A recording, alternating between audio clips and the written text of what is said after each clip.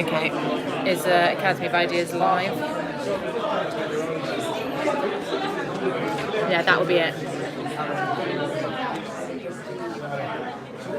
That's it.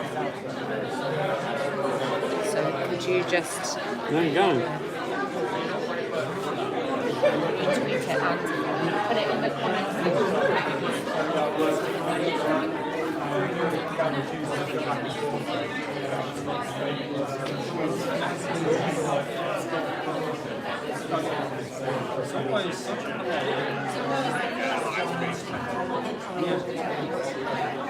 Test.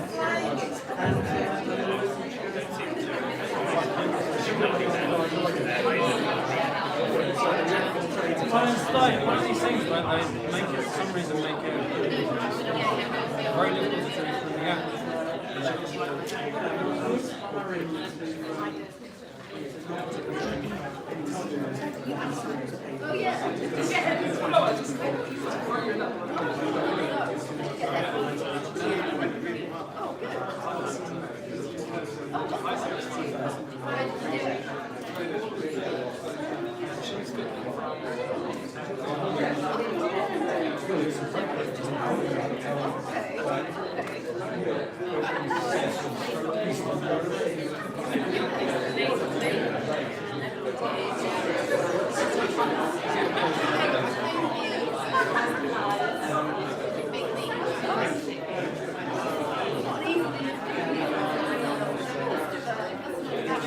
Yeah, I know, but that's the one that's actually going, right? It's scheduled.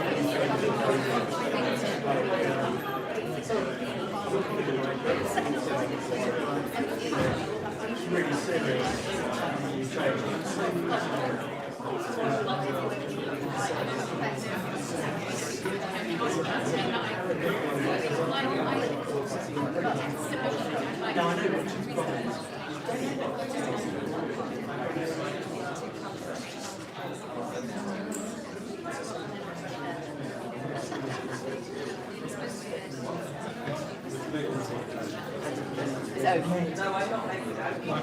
I can't comment on the I can't comment on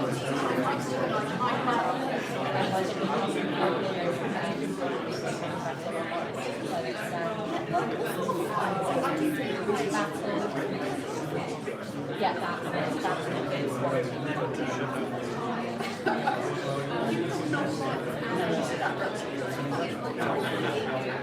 Oh God.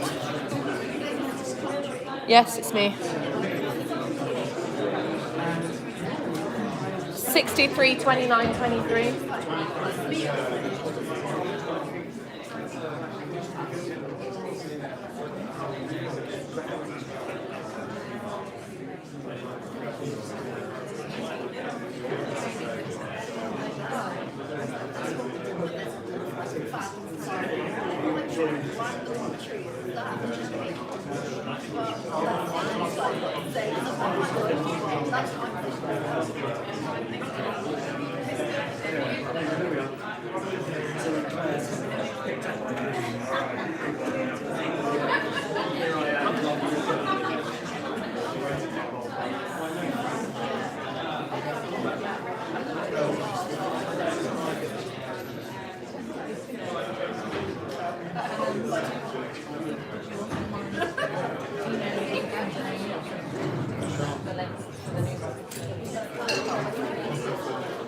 Hello, Nick.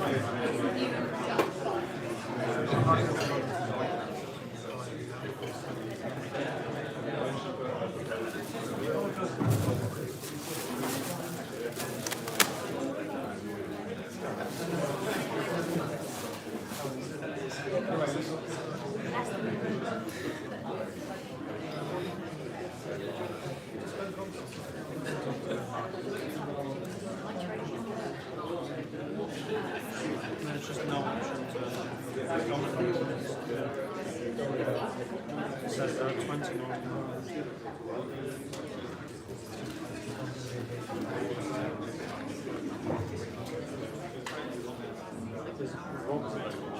Huh?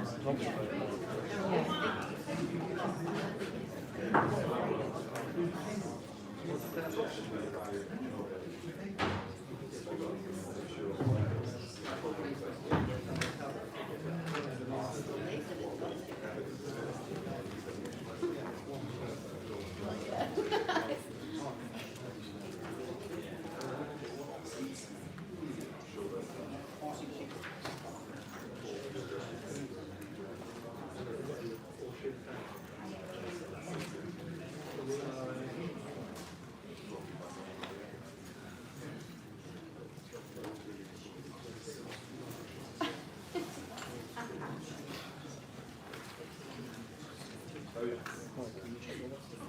Okay, everybody, I'd like to welcome you to this evening's Academy of Ideas event.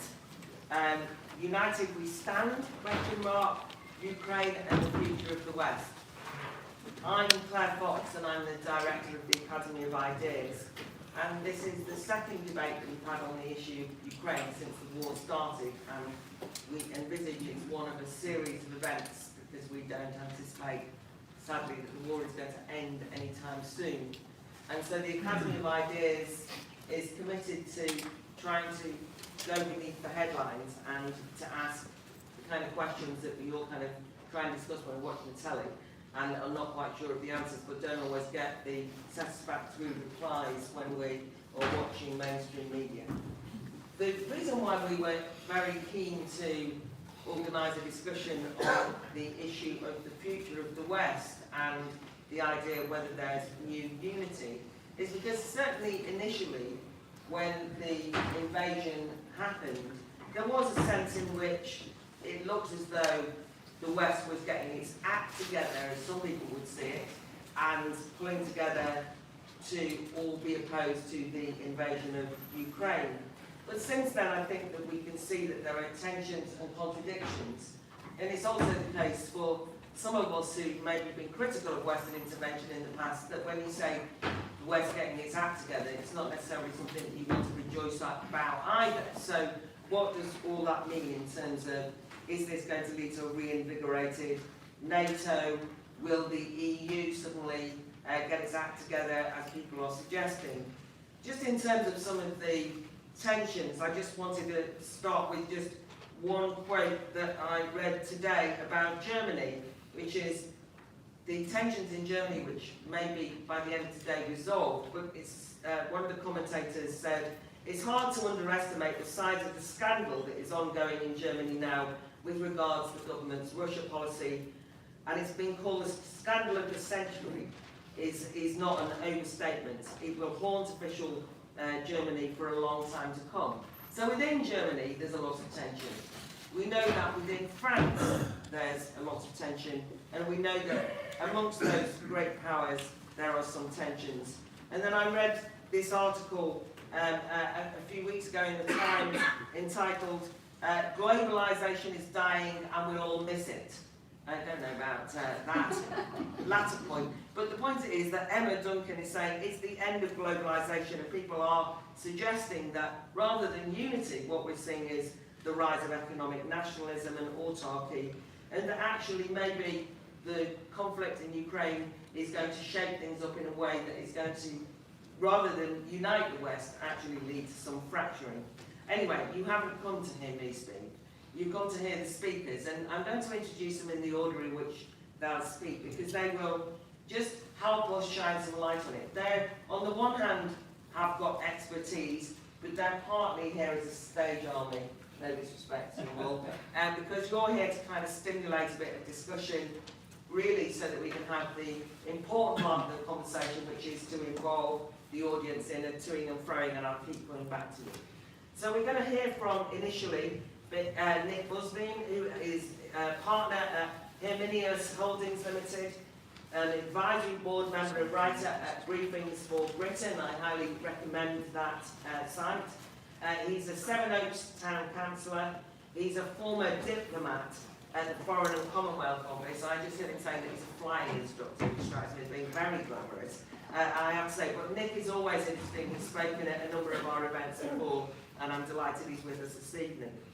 We've got Professor Bill Jordier, who's sitting next to me. He's the Chair of Risk and Security in International Relations at the University of Bath.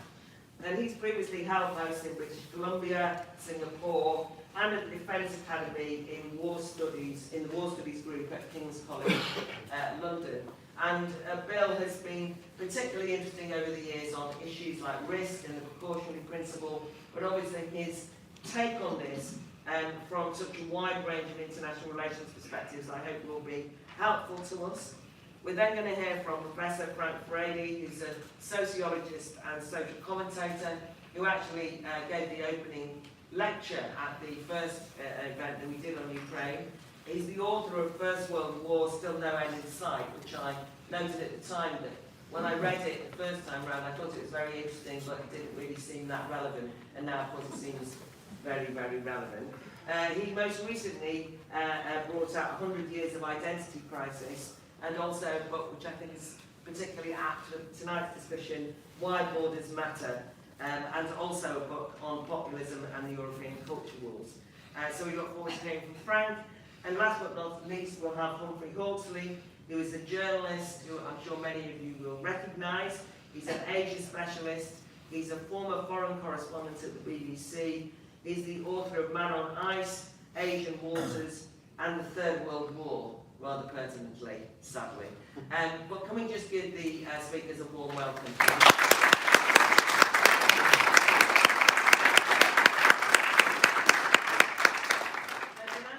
Reflections for 7 minutes or so, and whilst they're speaking, I hope that you can be thinking of the kind of contributions or points that you'd like to make. No holds barred, in as much as you can argue whatever you wish. Don't feel that there's one line, there certainly isn't, it's not straightforward. But also, don't be frightened to think out loud and be contradictory. I do it all the time. This is a confusing and complex situation we're in. There is no obvious easy answers in this, and so I'd really like to encourage people to just speak frankly and ask questions, even if you think they're a bit daft, or make points that you think go against the grain of what speakers are saying. But let's hand over to Nick. Thanks very much, Claire, and it's great to be here. Picking up on Claire's point about the West not necessarily getting its act together, I mean, first-hand... So is it possible to stand up at all? Oh, sure. I have first-hand experience... Listen to the back, the cheap tickets. Okay. I've got first-hand experience of the West not getting its act together, having served in Baghdad in 2007 and 8 at the height of the war. And I'm interested to hear Claire refer to France and Germany. They are going to feature in my 7-minute spiel, which, forgive me, I'm going to read out because I'm not quite as experienced as these other chaps on the panel. So I would say this is a seminal moment with Putin's regular veiled warnings about the possible use of nuclear weapons, a grim reminder of what is at stake. At times like these, we have to constantly remind ourselves that life is not a rehearsal. This is it. We're at a key moment of history. When terrible things happen, the character of peoples and their governments will be judged by how they respond, not in terms of pledges and statements of good intent, but what they do now in real time. This is a profoundly serious situation that poses a set of threats not seen since World War II. This should serve as a reminder to us, to all of us, of what is really important and what it is that unites freedom-loving peoples. And those unifying principles are surely liberty, freedom of speech, and democracy. In short, the ability of ordinary people to peacefully hold those in power to account. Contrast this with the self-loathing manifested in our culture wars and growing suspicion among Western elites about the value of democracy in the face of wrong outcomes, which is often coupled with a penchant, picking up on Claire's point, for globalist institutions that are difficult or impossible for humble voters to hold to account. The situation in the Ukraine is deeply complex, but even to the non-experts among us, the reality of what Putin is trying to achieve and how is now abundantly clear. It also seems reasonable to conclude that the Minsk Accords were always doomed, subject as they were to mutually incompatible interpretations on both sides. Given their role as Minsk mediators and their familiarity with the challenges to achieving a stable solution, the willingness of France and Germany to plunge into deeper commercial relationships with Russia since 2015 surely begs questions. According to an Investigate Europe report published in March, sanctions notwithstanding, the leading EU suppliers of weapons to Russia during 2015 to 20 were France and Germany. But it was Germany's willingness to impale itself so comprehensively on the Russian gas hook that almost beggars belief. Smart politicians like Rory Stewart were almost tripping over themselves a few short months ago to praise Angela Merkel as a model European leader. Well, that doesn't look smart now. It looks terribly naive or worse. Since 2016, there have been endless Remainer attempts to label Trump supporters and Brexiteers as Moscow collaborators. But the attempts to smear Brexit in this way have simply not stood up to scrutiny. On the other side of the Atlantic, the inadequacies of the Steele dossier have now been thoroughly exposed. And whatever any of us might think about Trump, the simple truth is that he warned us all explicitly of the pickle the Germans were getting themselves into during the 2018 NATO summit, as clips on YouTube attest. Moscow's useful idiots, it turns out, were not the dreaded populists in the UK and US. They were the so-called adults in the room, the mainstream EU leaders who chose to place commercial and economic interest ahead of core principles. Why did Putin invade? He obviously harbours a strong belief that Ukrainians are part of the wider Russian people. But I also assume he took confidence from evidence of Western weakness, a sense perhaps that the West has lost faith in freedom and democracy, that it can be bought off and corrupted. Maybe this was a perception shared in Beijing. And one can see why conclusions might have been drawn by a hostile observer of foreign adventures, such as Iraq and Afghanistan, and the domestic debates that rage on both sides of the Atlantic around identity politics and history. But even more worryingly, I cannot help but wonder if Putin took comfort from the apparent loss of confidence among our elites with popular democracy. Maybe Putin would have drawn confidence from the degree to which many of our great and good now feel entitled to disavow election results they do not approve of on the grounds that they are populist. I have served in too many places where there is no commitment to accountability and democracy is a charade. In other words, democracy is fine just so long as I win. An approach Putin himself clearly feels comfortable with. So what does this mean for the West? Well, first the good news.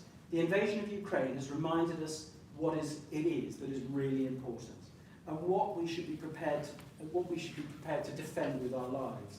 The Ukrainian defence of their land has been humbling. The support from most neighbouring East European and Baltic states has been unstinting and wholehearted.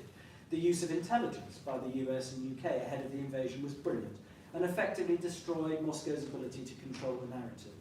The crisis has breathed new life into NATO. While Trump's warnings about NATO fell on deaf ears in the in the heart of the EU, with Macron declaring in 2019 that NATO was brain dead in a dig against the Americans, we now see the prospect of Sweden and Finland actually joining. Germany has finally promised to up its military spending, despite President Biden's odd comment about a limited NATO response to a minor incursion into Ukrainian territory. The US has now provided an enormous amount of military support to Kiev. The UK response has been particularly strong. Boris Johnson may have driven us nuts over Partygate and a failure to get a grip in various domestic policy areas, but on Ukraine he has played an absolute blinder. My Briefings for Britain Advisory Board colleague, Professor Gwyddian Prince, has gone so far as to conclude Boris was essential in mid-February in backing up Ben Wallace against assorted securocrats who would have blocked the sending of the early consignment of NLAW anti-tank weapons. And had the UK and the UK alone not made those transfers and had not delivered the training of 22,000 Ukrainian Armed Force regulars since 2014 in Operation Orbital, this war would have been lost in 1 to 3 days.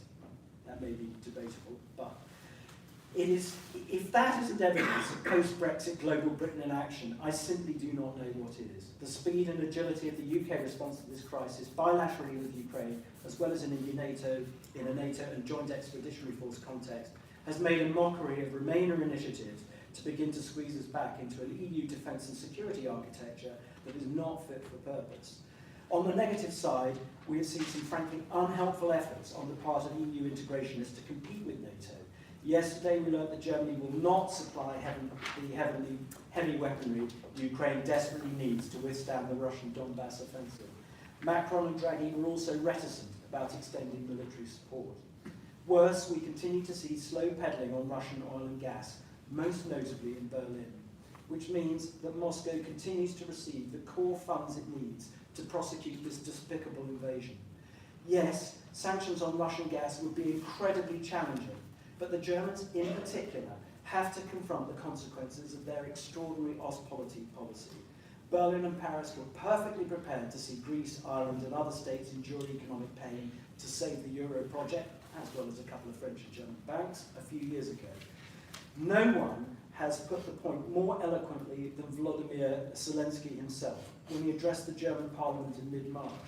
We warned you, we told you Nord Stream was a preparation for war. We were answered, it's a question of business. It's business, business, business. Thank you. Really useful way to start the discussion, lots to dig into later.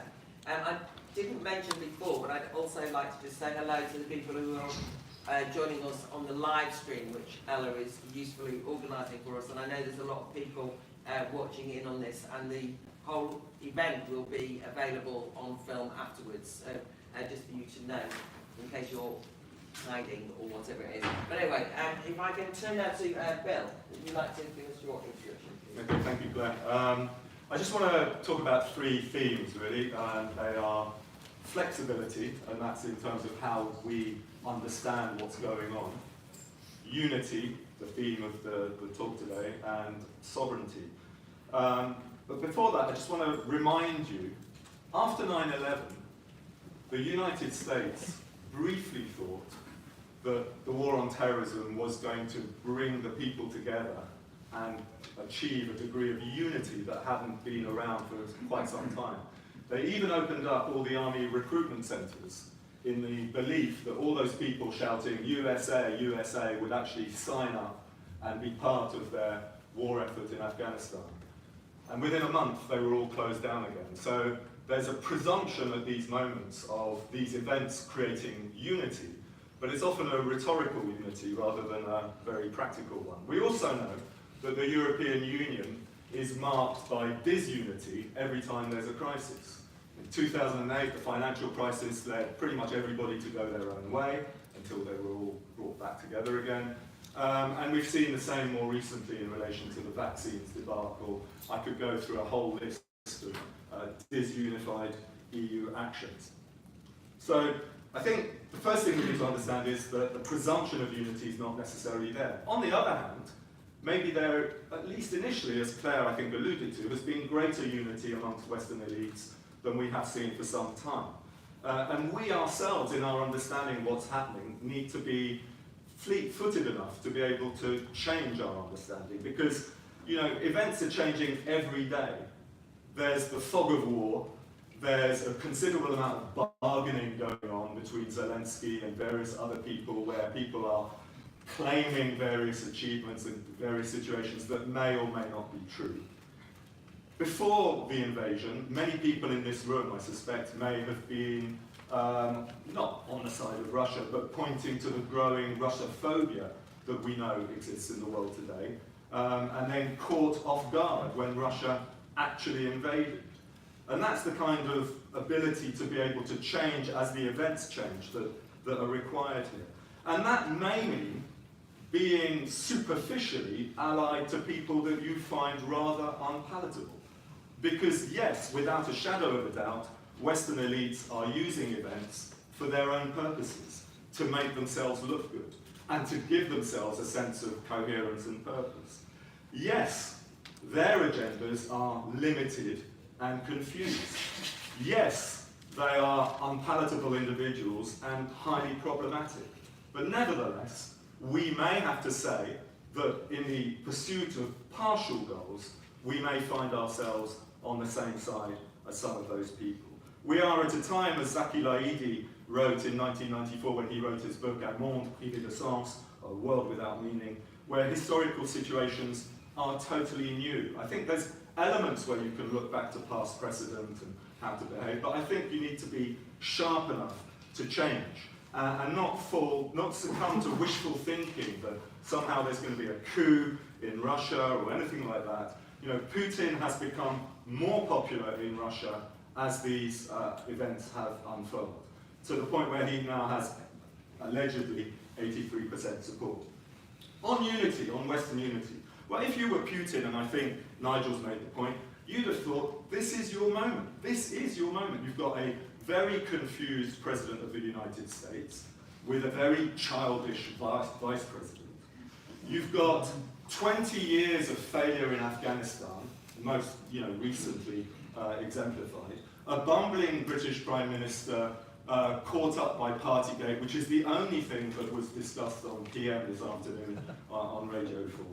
And the most unpopular French president of all time, who's about to be re-elected, possibly. A new German chancellor. So this is the moment if you ever wanted to do something. Yes, he may view the West as decadent in relation to its moral as well as political incoherence, and undoubtedly the energy dependence that that Nick alluded to. My apologies. Is also a big bargaining chip. Every country appears to be divided 50-50, whether it's Brexit, Trump, Macron, Le Pen. Even Ukraine was divided 50-50 until quite recently in terms of its allegiances. There appears to be a more confident China, no longer hiding its strength and biding its time. There are other possible regional allies in India and Iran. But the real driver, and I think the key point that we need to get to grips with, is not even Russian decline, but the decline of the United States of America as a great power. And this, in my opinion, is an expression of that. The first event of possibly many destabilizing events in the world over the forthcoming period that are expressions of America's decline. 12 years ago, I wrote an article for the Straits Times in Singapore where I concluded that the future is still America's to lose rather than others to win. Whether that still stands is the kind of key point, I think, that needs to be discussed.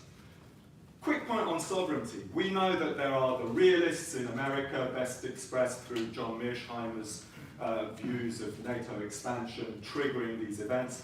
But ultimately, when you look and dig into their argument, what they're really saying is they quite like Ukraine to just compromise with Russia. That's their ideal position. The liberals, on the other hand, would like Ukraine to compromise with the EU and become part of it, and compromise with NATO and become part of that. No one is that interested in what Ukrainians think for themselves. So they talk about sovereignty, but they're absolutely not interested in and don't understand what sovereignty is. We have spent many decades denouncing sovereignty, particularly since Brexit, but even since the end of the Second World War. If you think about it, nation states became discredited, seen as the cause, if not the driver of the Second World War.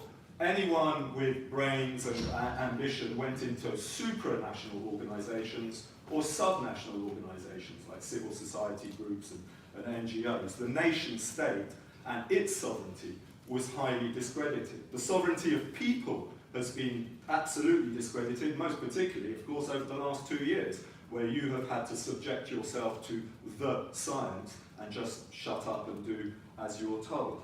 Obviously, Russia doesn't care much about the sovereignty of Ukrainians, but the most depressing thing for me, I have to say, strangely enough, as a visiting professor in China, is that for the last 20 years, I've always said to my students, China, of all the major powers, has always upheld the United Nations Charter and the principles of sovereign equality.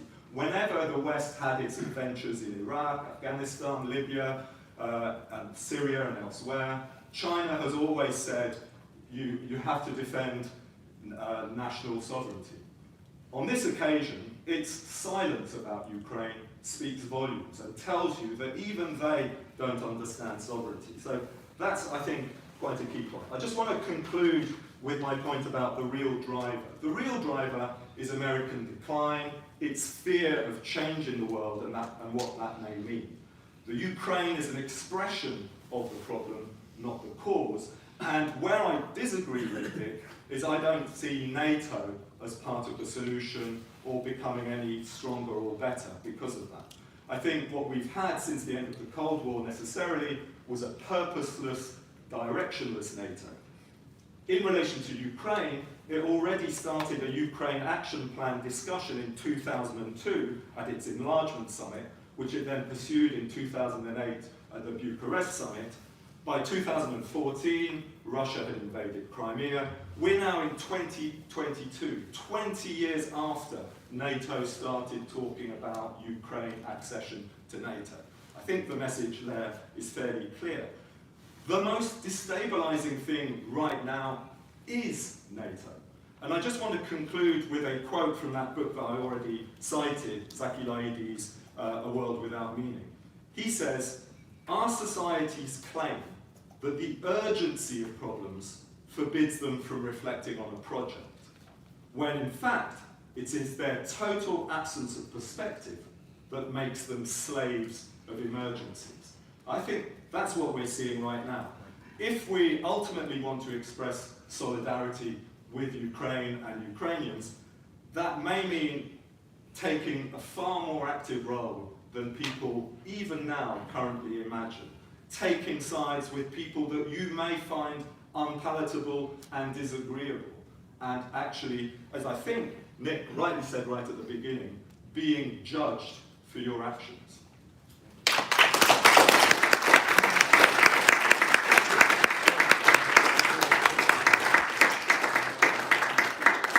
Thanks, Bill, that was excellent. Actually, it was very complimentary to what Nick was saying, but there are tensions and differences that I'd like to reflect on when we go to the discussion. I'll get you both to come and sort of talk to each other before I go out to the audience. Anyway, Frank, your thoughts, please.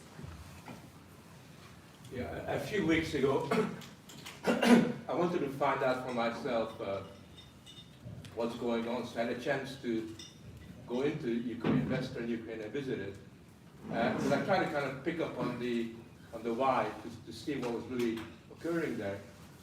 And to my surprise, you realize that it's a very kind of complex situation. A lot of people who are fleeing to Ukraine tell me they never want to go back. As far as they're concerned, they're heading for Barcelona, especially the young kids. So young middle-class kids think that Barcelona is where all the action is. Others are saying the opposite. They say they're committed to returning at some point. It's a kind of very complex dynamic.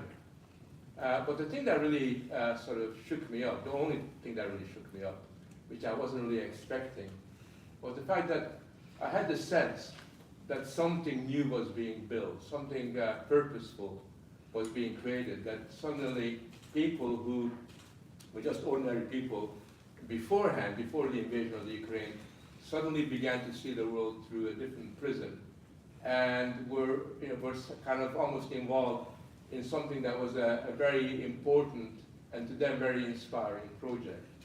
And when I saw that, when I kind of listened to that, I realized how different that mood, that zeitgeist is within the Ukraine to the kind of world we inhabit here in Britain and in other European society. And I think that was really, for me, very, very important. And then the other thing, as I left the Ukraine, I began to realize, although it's not particularly surprising, is that this conflict is not black and white, and that moreover the situation is continually mutating and changing in all kinds of ways.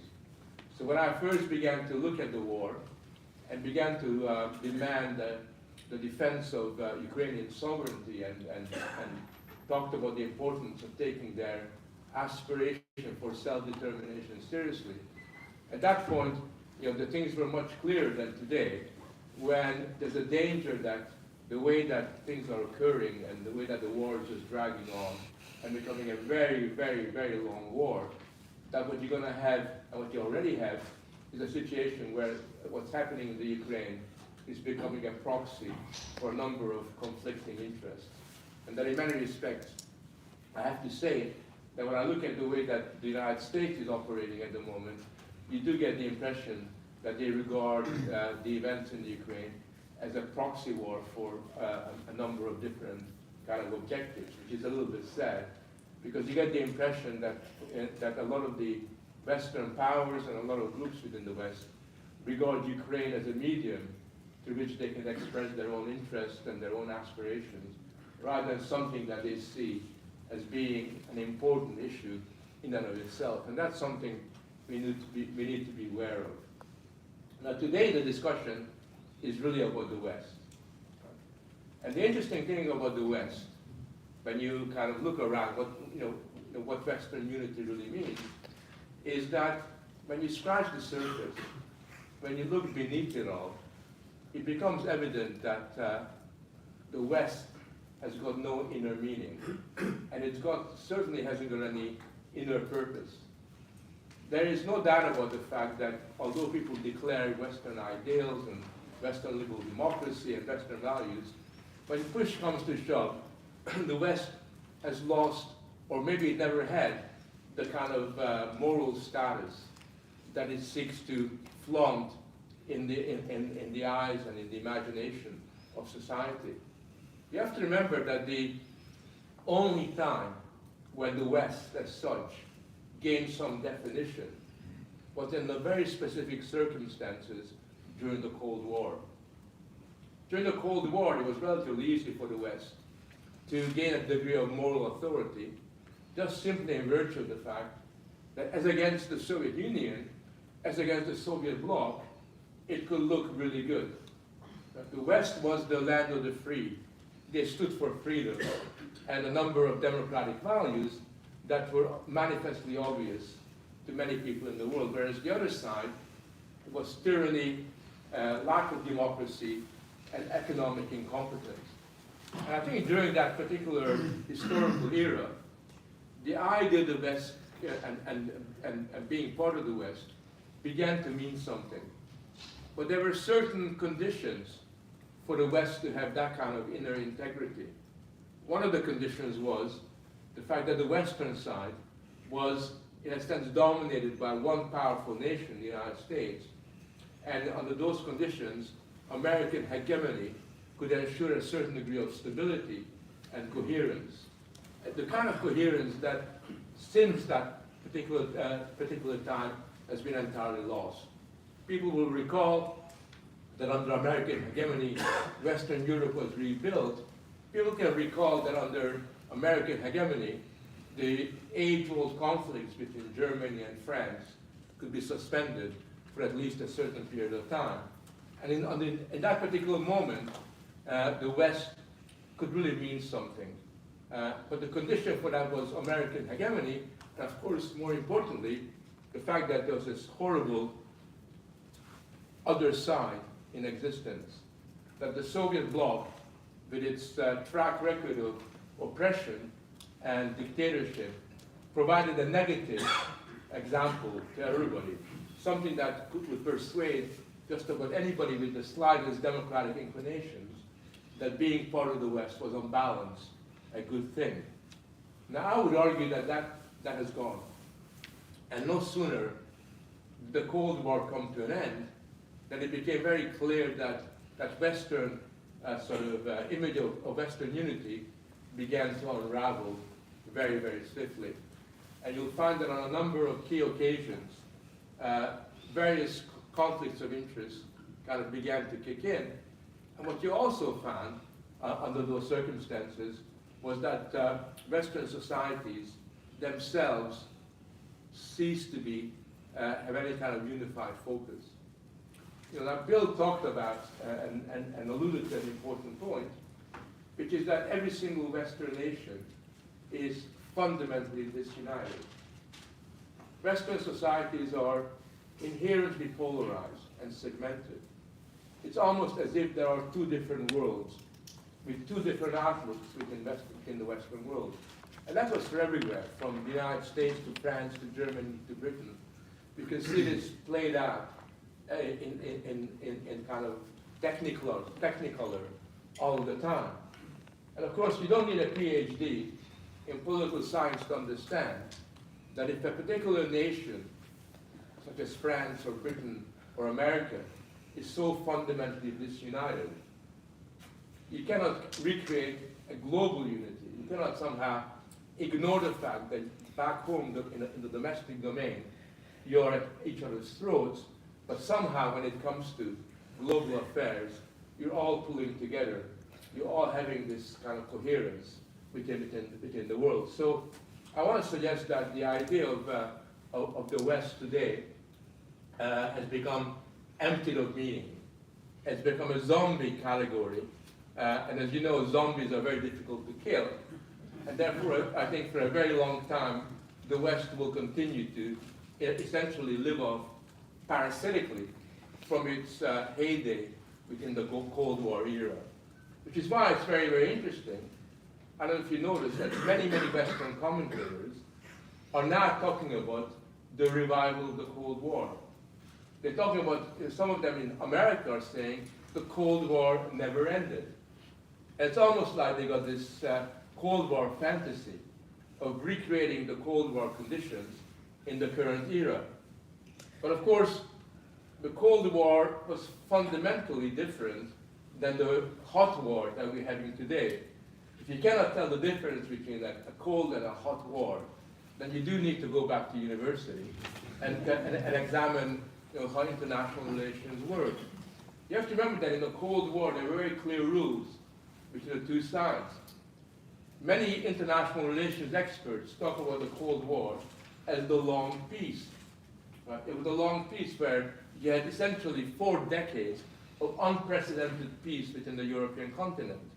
It might have been a peace based upon deterrence and based upon the fact that neither side wanted to get annihilated, but there were no, in Western Europe and in the European continent, the idea of a country invading another country and the idea that that would spread elsewhere was never an issue. It's a very different era. If you want to use a historical analogy, don't use the historical analogy of the Cold War. A much more suitable analogy, and potentially with much more dangerous consequences, is the decade leading up to the Great World War, First World War. Because what happened at that time, if you will recall, was a situation where you had a very globalized economic system. World trade was growing all the time. Internationalization of capital was speeding ahead, and then suddenly it all unraveled. And suddenly what you saw was the beginning of a kind of conflict, a series of conflicts, which would end very painfully on the battlefields of the First World War. That's what occurred. And that is a much more dangerous situation. And the other reason why the analogy with that decade is so much more relevant to today than the Cold War analogy is simply because in 1910 or in 1908, nobody really knew who would be on what side. If you recall your history, you will know it wasn't at all evident until almost the outbreak of the war where Italy would be, which side would Italy be with. It was very unclear at that particular time how the balance of power, which had unraveled, at least temporarily, how that would play. Where would America be? Would America actually join in that war? So in that moment, what you had was a really fluid global balance of power, which took decades and decades to firm up and establish. And I think what we're seeing today also, and this is to me the most important development that has occurred, is a very fluid balance of power situation itself. We have a situation where Germany is going to Saudi Arabia to get some oil, or Qatar. The Italians are going to Algeria to get supplies of petrol. You have a situation where all of a sudden, while there's a war going on in the Ukraine, you also have the beginnings of good old-fashioned economic war. And the one thing we know from our history is that whenever economic wars begin to gain momentum, it's only a matter of time before they become political conflicts, and then it's only a matter of time before economic wars become military wars, or potentially military ones. So that's really what we need to be really kind of worried about. So what I want to end on and argue is that Western solidarity, while it looks good on paper, you have Finland and Sweden signing up to join NATO, which, by the way, is a mixed blessing for both Finland and Sweden, but that's a different story.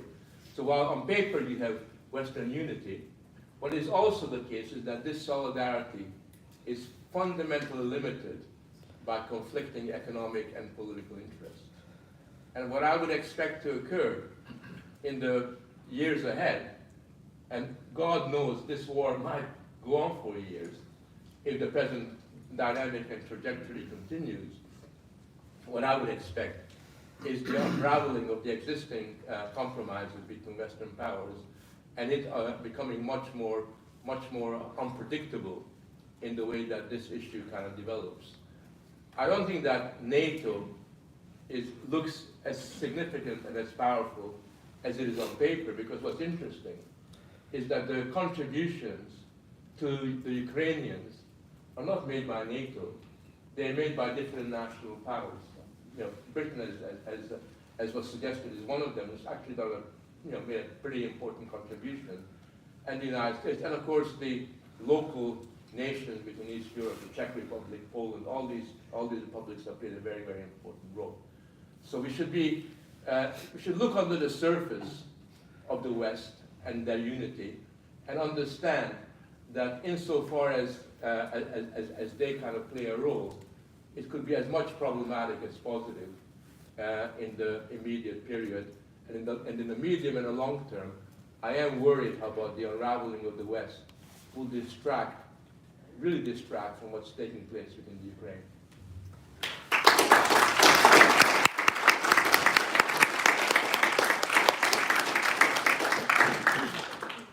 Cheerful. I've outsourced to Humphrey Hawksley, the author of a book on the Third World War, to cheer us up. Obviously, very important contribution, Frank, and you have to be realistic. I was kind of waiting for some bits of hope. I'll come back to you. That'll come later. The jokes are after. Anyway. Thank you, Claire. Yeah, I hate that word democracy, and I hate the West, because nobody knows what the hell it means. But that's not the... When I was thinking about putting this together, I thought about a meeting I had with the FBI in New York about 3 years ago, just before lockdown. And we weren't discussing geopolitics, we were discussing street crime, muscle, corruption, buying off judges, buying off politicians, and all that kind of thing. And we had this conversation. I said, but when does it get really serious? When do you actually move in with the SWAT teams? And they said unanimously, there were 4 guys here, and they said when somebody pulls out a gun, when the violence starts, when somebody gets killed. And in a way, that reminded me of the Godfather film. Remember that film, The Godfather? And Don Corleone didn't want to have a war with the other families because war was bad for business. And we've got a little bit of that situation going on here, haven't we? Russia crossed a line. Nobody expected him to cross it because crossing that line would be bad for business. But this godfather had different priorities. And then here in the West, we immediately went into that narrative that we've been talking about here. Good and evil, democracy and dictatorship. And then we started cleaning up all those little things that should have been cleaned up years ago.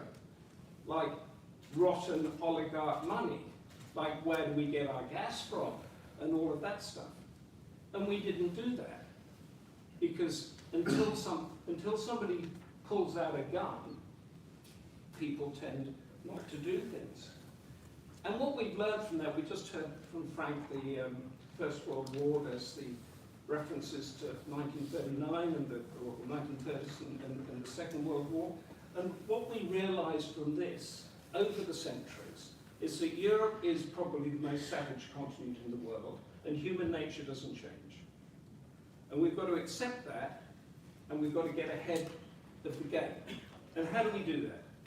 We do it by addressing the zombie factor. The zombie tenure of the West that's been going on now, well, in the late 1980s, I was in Manila as a BBC correspondent. There was glasnost and perestroika going on. Things were opening up.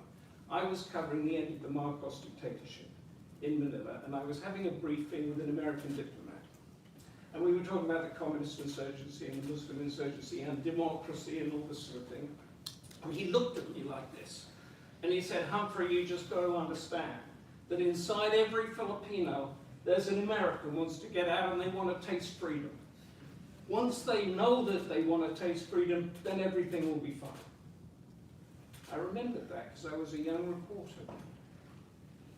And that quote from that man followed me through Kosovo, Bosnia, Iraq, Libya, all of it. And if we just think of that element, oh, let's just get rid of Saddam, let's just get rid of Assad, let's get rid of Gaddafi, let's get rid of Putin, and everything will be fine. That went on up until at least, 2012, 2013. And we still had up in the G20 summit, Boris wanted to do a D10, Democracy 10 thing, getting all these countries together, thinking, oh, well, the world will be fine if we get all these democracies together. So, why has it taken the politicians so long to discard this word democracy, or the West, and work out how other people want to live? And I still don't think they know, because Boris Johnson is off to India, I think, tomorrow. And he's going to be lecturing Narendra Modi about good and evil, and he's going to be asking him to stop buying Russian arms and Russian oil and gas and all the rest of it. But why should India stop doing that? Because of Ukraine, food and fuel prices around the world have shot up, impacting the poorest countries in the developing world. Why should they risk their economies? Because of a faraway European war? And I should add yet another one, because Europe is always doing its wars. Why should they do that? But as we've been hearing, as the world divides, there will be more and more pressure to do that. And they will also be asked to support the rules-based international order. That phrase that surrounds so much, and people will shake their heads. Whose rules? There's no shortage of examples of double standards: Iraq, Libya, Vietnam, Israel, Palestine, and so on. There's no need for me to repeat it to an audience like this. But from that situation, I see a sliver of hope, a sliver of a way forward that could come out of this mess that we're in. The UN Security Council is paralyzed because of the veto. The UN General Assembly is not.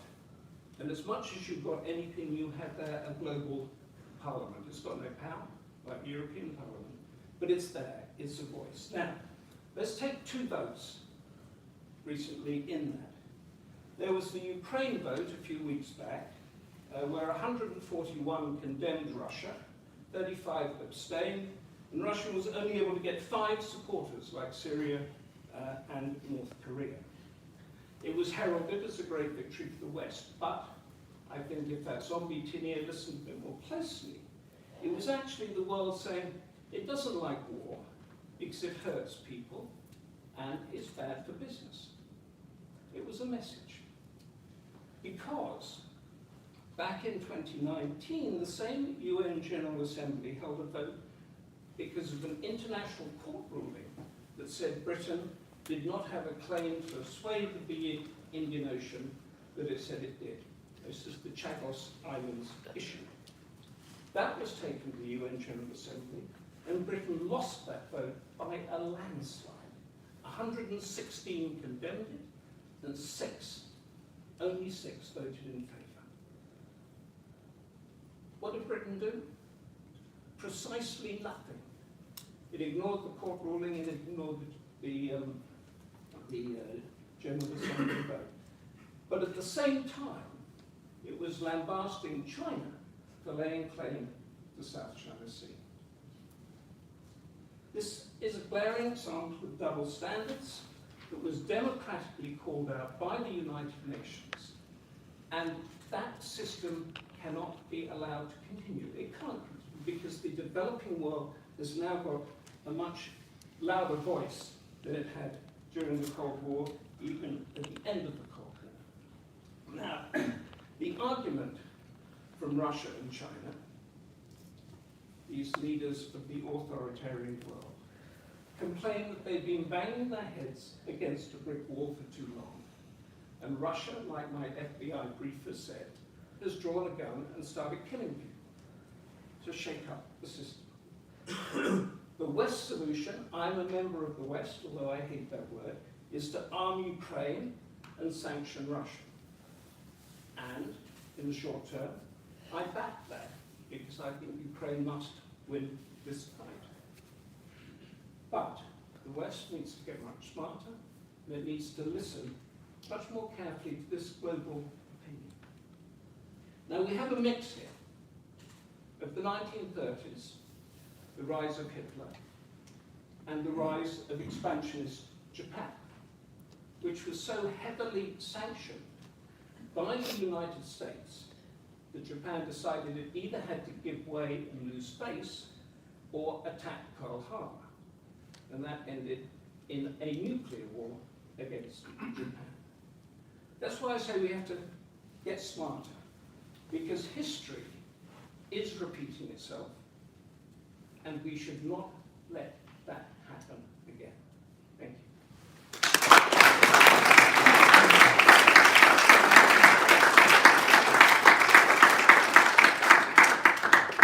If I was hoping for a spark of joy, that might not have applied for you, but it was nonetheless. I gave you a glimpse. It was, no, but it's very important to have these things set. I'm delighted to reflect on that.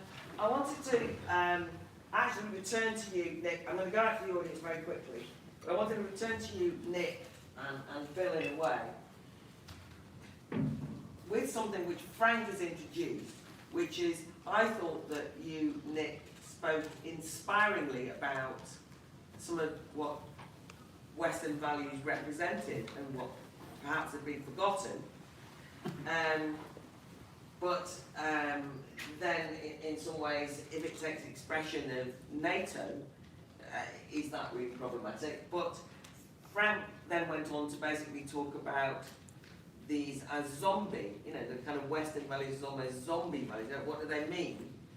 And I think that Humphrey at the end also pointed out in a global context that sometimes, as we know, wars have been fought to impose democracy on places, and the kind of whole double standard thing doesn't, where are the real values there? And is something like sovereignty, which is something that I hold dear, I think is important, and which has been squeezed by things like globalization, embodied in the Ukraine situation, is that just a zombie category that we can just dismiss? But anyway, any reflect on anything, Well, basically. I mean, I would say, Shout louder. this is, as I said earlier on, I mean, this is an incredibly I mean, this is a metaphorical and actual minefield, and I think the other speakers have actually captured some really, really important points. I suppose when I was talking about, you know, democracy, I was talking about that in a sort of defensive sense. I mean, I served in Iraq, and I know, and Tony Blair ought to know, that invasions have consequences, and imposing your set of values at the, through the barrel of a gun isn't, particularly on the basis of flawed intelligence, isn't necessarily, you know, a great way to take the world forward. So, and I'm also conscious of the fact that, you know, certainly at the outset of this, although there seems to be been some relaxation, the sense that NATO could be a spoiler, you know, clearly the fear that actually Western leaders have held since the outset is, you know, helped by the fact that Putin continually warning us about the potential of a resort to nuclear weapons, is you know, this sense of where do you draw the line, you know, what is NATO's function here? And I think effectively they're trying desperately to make NATO effectively a defensive, and that's why, you know, the Swedes and the Finns, they've been looking at Russia for years and years and years. I mean, you know, these guys aren't stupid. They've decided that this is sufficiently serious for them to change a policy that's been decades and decades in implementation. So, you know, these guys are, you know, frankly, they're terrified. You know, they're terrified that they're going to be next. You know, and we have to ask ourselves, you know, where do we stand in all this? You know, we're not talking about imposing our values or as Humphrey quite rightly says, listening to what other people have to say. This is you know, this is existential. I mean, but boy, you know, it's tricky. And if people screw up, the consequences could be terrifying. Okay, thanks. Bill, any comment you just want to make on anything? I'll stand up as well. Well, I think, unfortunately, NATO has been stirring the pot for quite some time, and at least at the level of rhetoric, and you know, including new countries within its remit, and then suggesting to Ukraine that it could eventually one day become a member. I think in terms of the values debate, it's quite interesting because, of course, you know, Frank touched on the fact that the United States had at its heart, you know, that great line, you know, it's the land of the free. Yeah? The free market, freedom of expression, freedom of conscience, freedom of association. And that inspired a generation or more right across the globe. I mean, China, you know, Mao, you know, all Southeast Asia, they all wanted their freedom too. Now, unfortunately, it's the United States reneging on its own founding values and principles at the level of values is one of the problems. It's not just that economically in decline, but its own rhetoric is no longer there. It wants to be the land of the safe ever since 9/11. Safety has become the #1 value that its citizens pursue, from vitamin pills to, you know, gated communities. And you know, the vulnerable individual has become the dominant and defining character of almost all Western politics since the end of the Cold War. It's that erosion of our own values. It also means, by the way, the point I often make to my students, it doesn't mean that China's the future. China's the biggest economy, biggest population, biggest cities, most PhDs in science and technology of any other country on earth, maybe.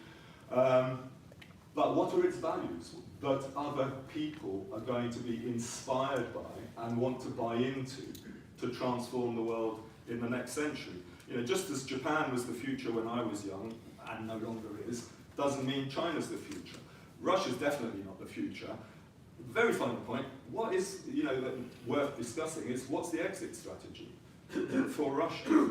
I mean, I can't imagine anyone in the West now saying anything other than it will have to have its nuclear weapons removed at some point in the future. And that will keep stirring the pot up for quite some time. Okay, Frank, speaking of it. Yeah, well, you wanted something positive. Good. And there are some positive elements in this. I think the most positive development, aside from the fact where we see people fighting for their sovereignty and giving meaning to the struggle for self-determination. The most positive element is that the ideology of globalization has been exposed for what it is. That all of a sudden, these people in America and Britain and elsewhere who used to say that wars have become obsolete. I remember Tony Blair in a speech in 1997 talking about the fact that he's the first generation where he knows that he and his children will never have to go to war. And when you go through all the rhetoric that the globalizers put forward, democracies don't go to war with each other.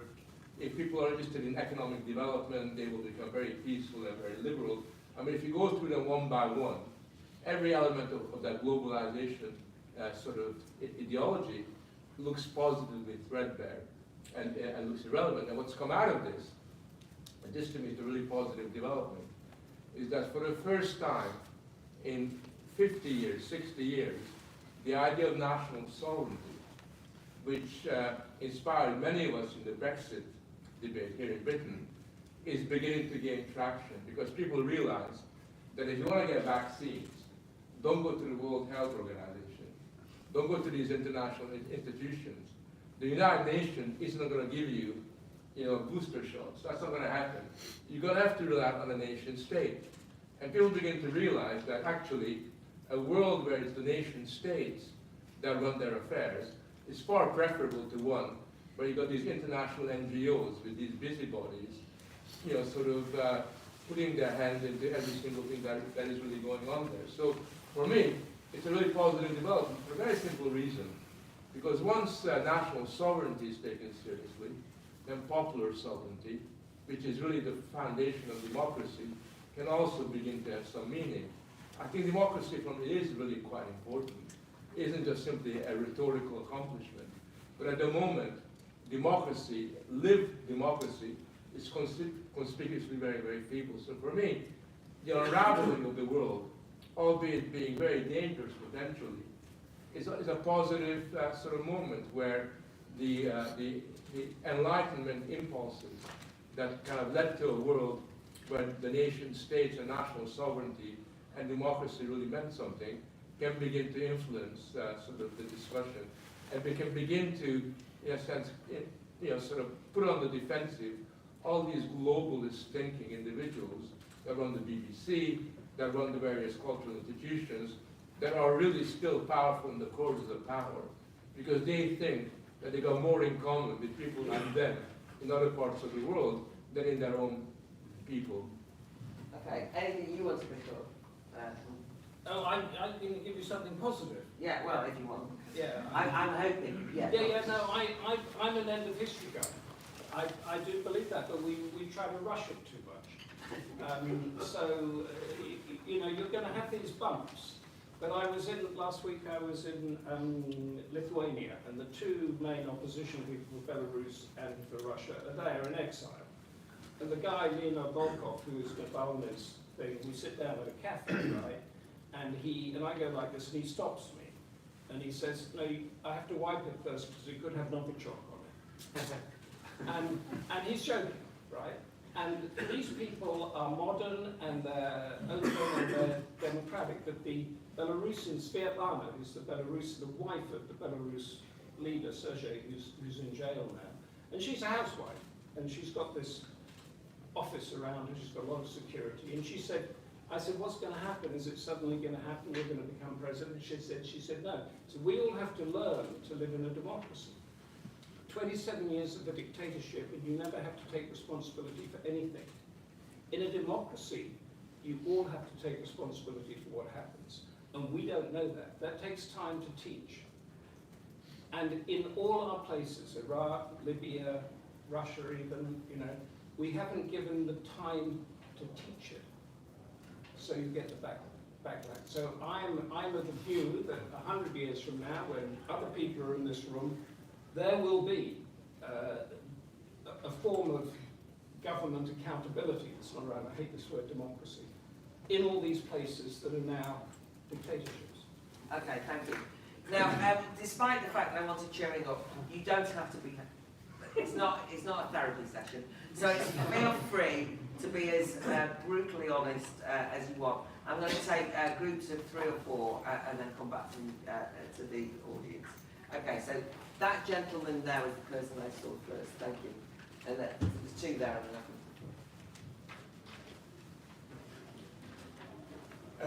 Thank you all very much. I've taken a lot of notes. The name is Ewan Grant. I'm a former law enforcement intelligence analyst who worked with the border guards and the state security in Ukraine just after the Orange Revolution and also just after the Maidan. I've seen, thank you for all your comments, because I have seen firsthand the very serious failings of the collective European Union, and particularly of Germany. Some truly disgraceful behaviour that has given the green light. My question for you all is based on Humphrey Hawksley's point about the need to get smarter, and I urge people to read his novels because they're textbooks, not just novels. Do you see any particular signs in the Anglosphere, and particularly in France and Germany, that might be asking a lot, of getting smarter in seeking to preempt potential Russian moves and to be ready for the long term? I would just add, regarding textbooks, there's another novel which really goes in that class. The very last Tom Clancy book, written in his lifetime, called Command Authority, and I think people should read that. It is absolutely uncanny. So, any signs of smartness and preparation on a joined-up basis? Thank you. Thank you very much. We'd like a bit of literary recommendations at the Academy of Ideas. That's very good. Person behind you, sir, if you just pass it back. Yeah. I was interested, it seemed like we had 2 concepts of the West since it was in the title. And one is of like a democracy and national liberation and rights and the long trajectory of, from the 18th century before of popular sovereignty. But the other seems just as real, which is a kind of degenerate, decadent, warlike, imperialistic, destructive, the kind of thing that we've seen, consolidated in the European Union, if you want a kind of hate figure, but also in a relatively apolitical mode of governance where experts decide things and war is kind of excluded to the periphery. And in the context of this war, I'm not confident that it leads to the clarification that you would hope. Which West is winning? I was kind of hoping it would be national sovereignty and independence and freedom. But when I know this is a bit Anglo-centric and weird, but when I see the people for whom this is a powerful issue that are moved by it, apart from Ukrainians in Britain are obviously fabulous people. There's a lot of people for whom it's what they see is a European Union victory or a NATO victory or a Biden victory in the Ukraine. And that doesn't seem like it's quite a clarifying kind of a principle that you might have hoped for in terms of the, what the importance, the salience of this issue, of the contest over Ukraine was going to work itself out as. I think that's a very interesting question, isn't it? And also there's been some confusion because when you've got somebody like Zelensky, who then says, yes, we want to join NATO and the EU, and yes, I'd rather Macron won in France, and etc., etc. You then think, and then it's espoused as the hero that will save globalization and get rid of all these nasty populists. Then that's a different kind of turn to the inspiring Ukrainian fight for self-determination. So I think that is an interesting tension that's going on, let's put it that way. Okay, so I've got somebody right at the front, I've then got a couple of people there, and then I'll come back to the panel, but then you can actually see the people further back, Jacob, and you can kind of take them. But yeah. Well, I was hoping to cheer people up a bit, because surely over the last 56 days, what we've really seen is the bravery, the courage, and the determination of a nation. And surely that's inspiring. And it's inspiring for a reason, which is that the Ukrainian people look to the West, and they do so because they see in the West freedom and democracy. And that's what they aspire to be, a free democratic nation. They want to join the club of the West.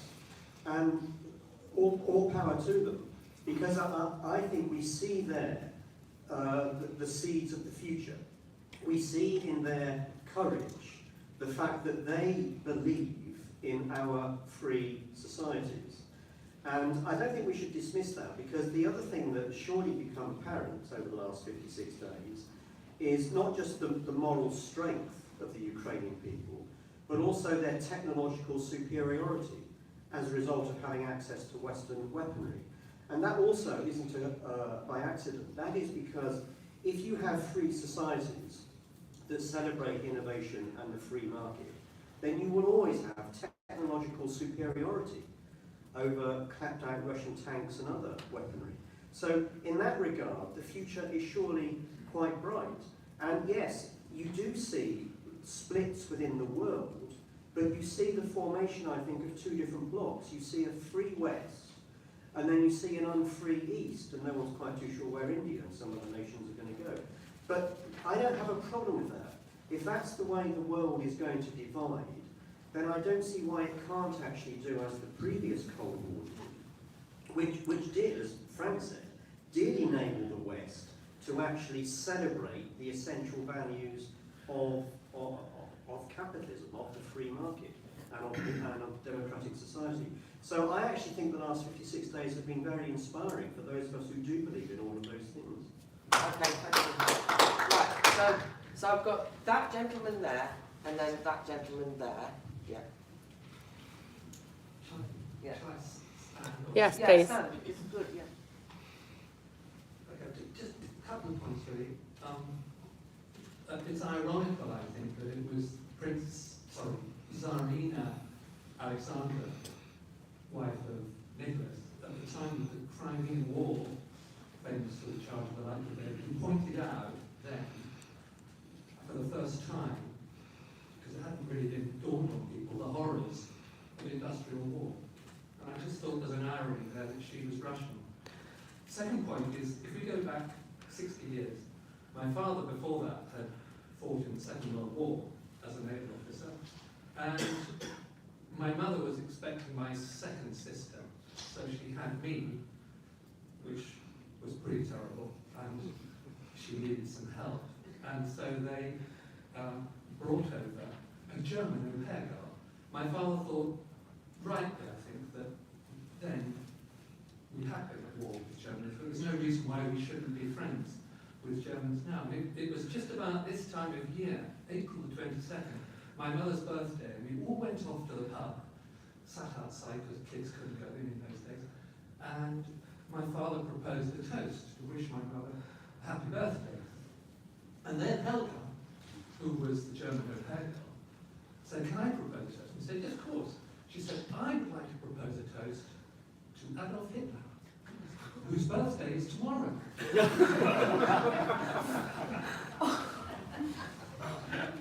And so my father said, "Well, look, I've just spent 4 years trying to defeat Hitler, and I really don't want to drink to him." So this faux pas was sort of glossed over.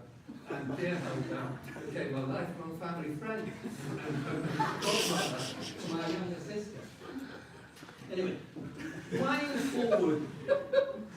Winding forward quickly. 25 years, quickly, and my son decided to study German, and we did an exchange with a German student. And this boy came over, stayed with our family, and he was very articulate, spoke much better English than my son spoke German. And I asked him one day, I said, "What do German people think of the Second World War now?" This is from a 13-year-old. And he said, "Oh, we'd be ashamed of what our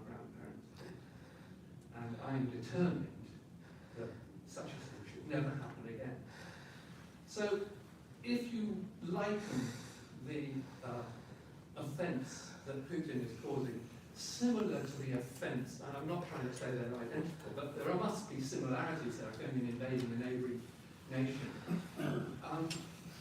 Is there hope that if the Russian people, in our world of communication that we say is so marvellous, but has been cut off, if the Russians could just realise what's happening to Ukrainian cities, will the tide turn? And is that not an approach we should be trying to take? Because it would end it. Okay, thank you very much.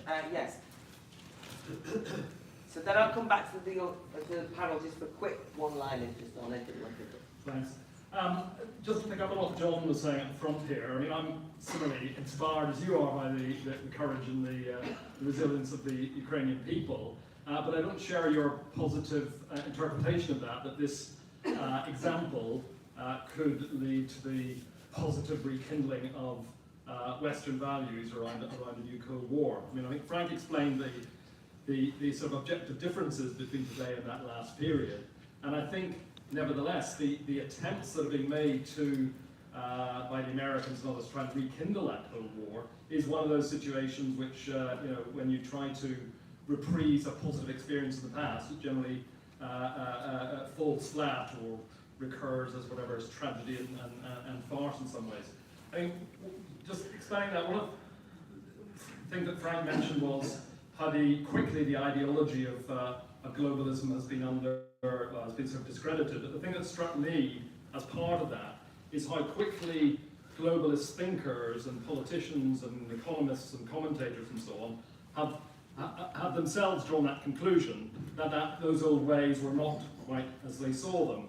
So the ways in which quite recent globalist politicians like Macron or Biden or whoever are openly espousing sort of protectionism and self-sufficiency, or how international organisations like yesterday's International Monetary Fund report worth looking at, how organisations which espouse international cooperation and this great world order have normalised their understanding that economic fragmentation is the order of the day. So very quickly these commentators began to see how things are different. Now, one example which I think shows the dangers in this was a speech given last week by Janet Yellen, the US Treasury Secretary, which very explicitly argued that the old ways of organising trade were no longer viable, that what we needed, and she used this term which I think sums it up, where she talks about the need for friend shoring.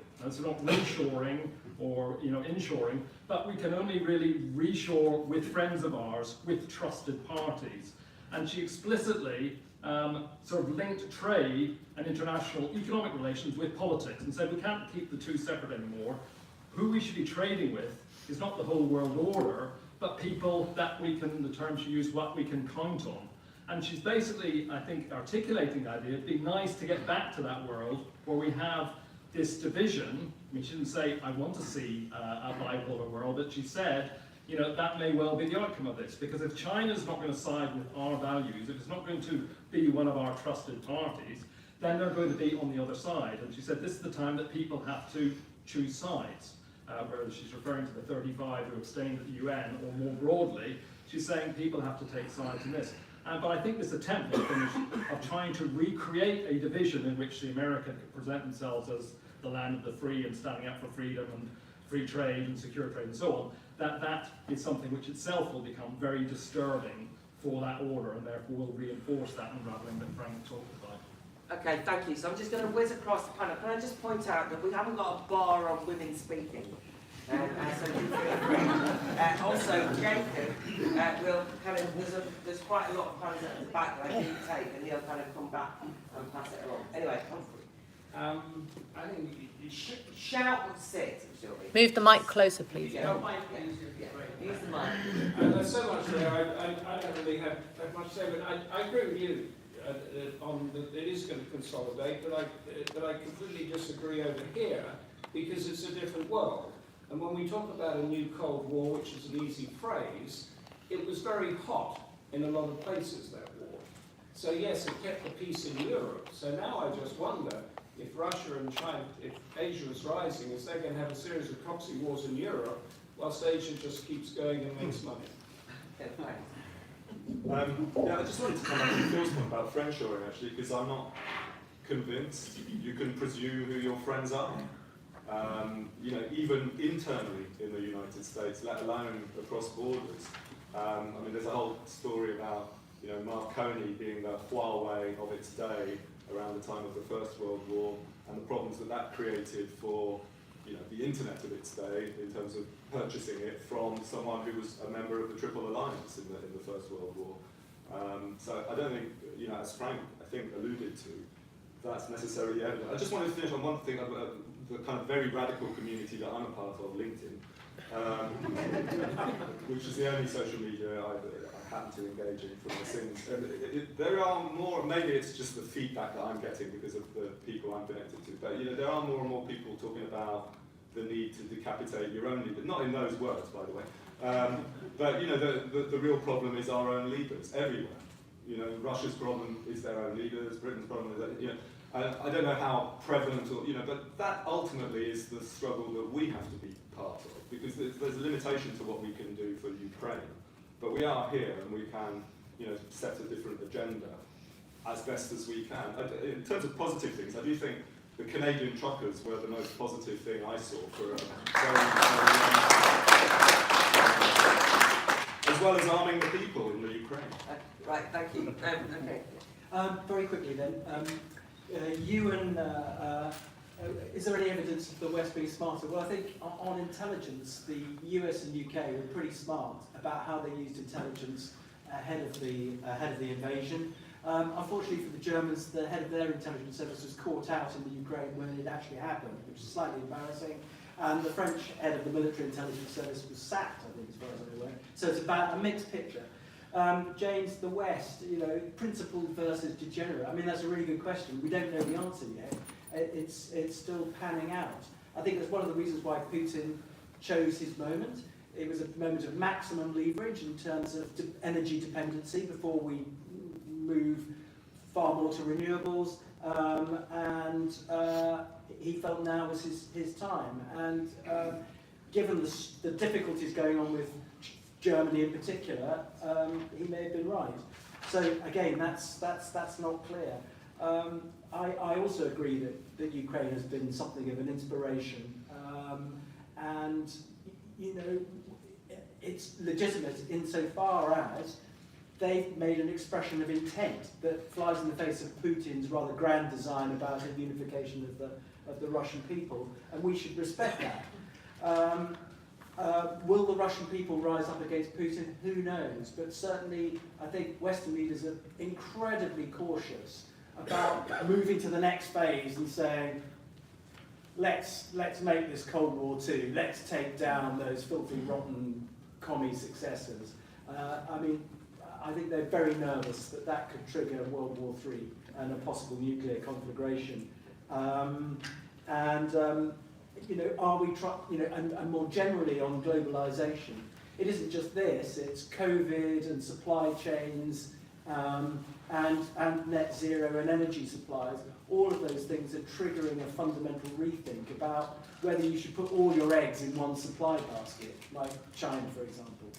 Okay, thanks. Frank, thank you. Yeah, I mean, we haven't got time to actually situate the war properly, because what's happening in the Ukraine intertwines with what happened during the pandemic, and there's been a very long process of the world unraveling and the old rules seeming to have been rejected by new realities.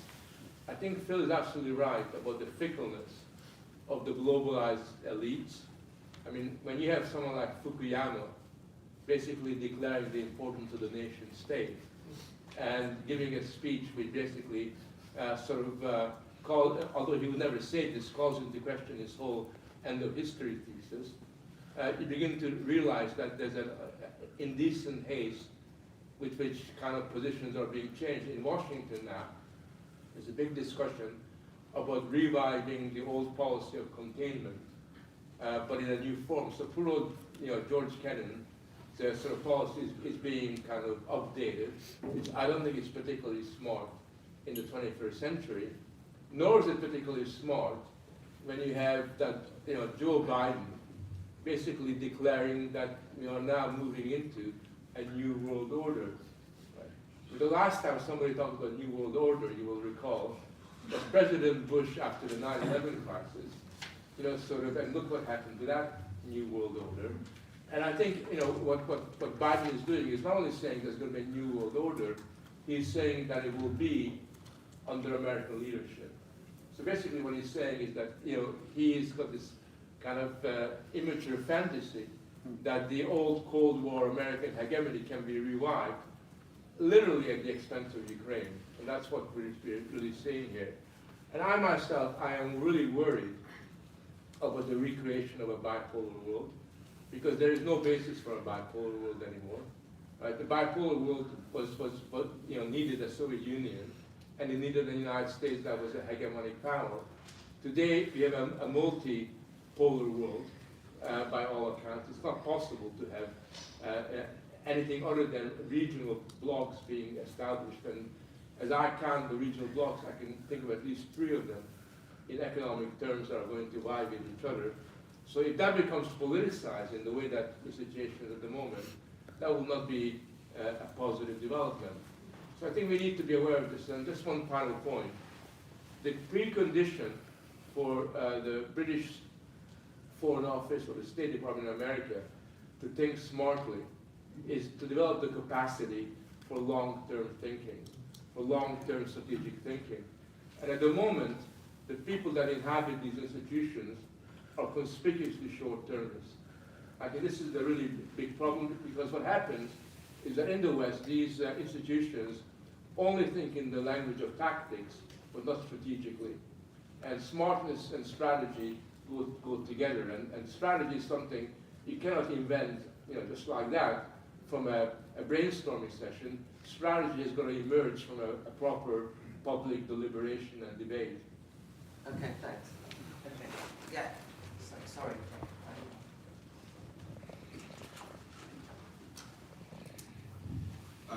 Well, Nick said that I think he said it was inevitable that the Minsk agreements would kind of fall apart, and I wondered why you thought that was.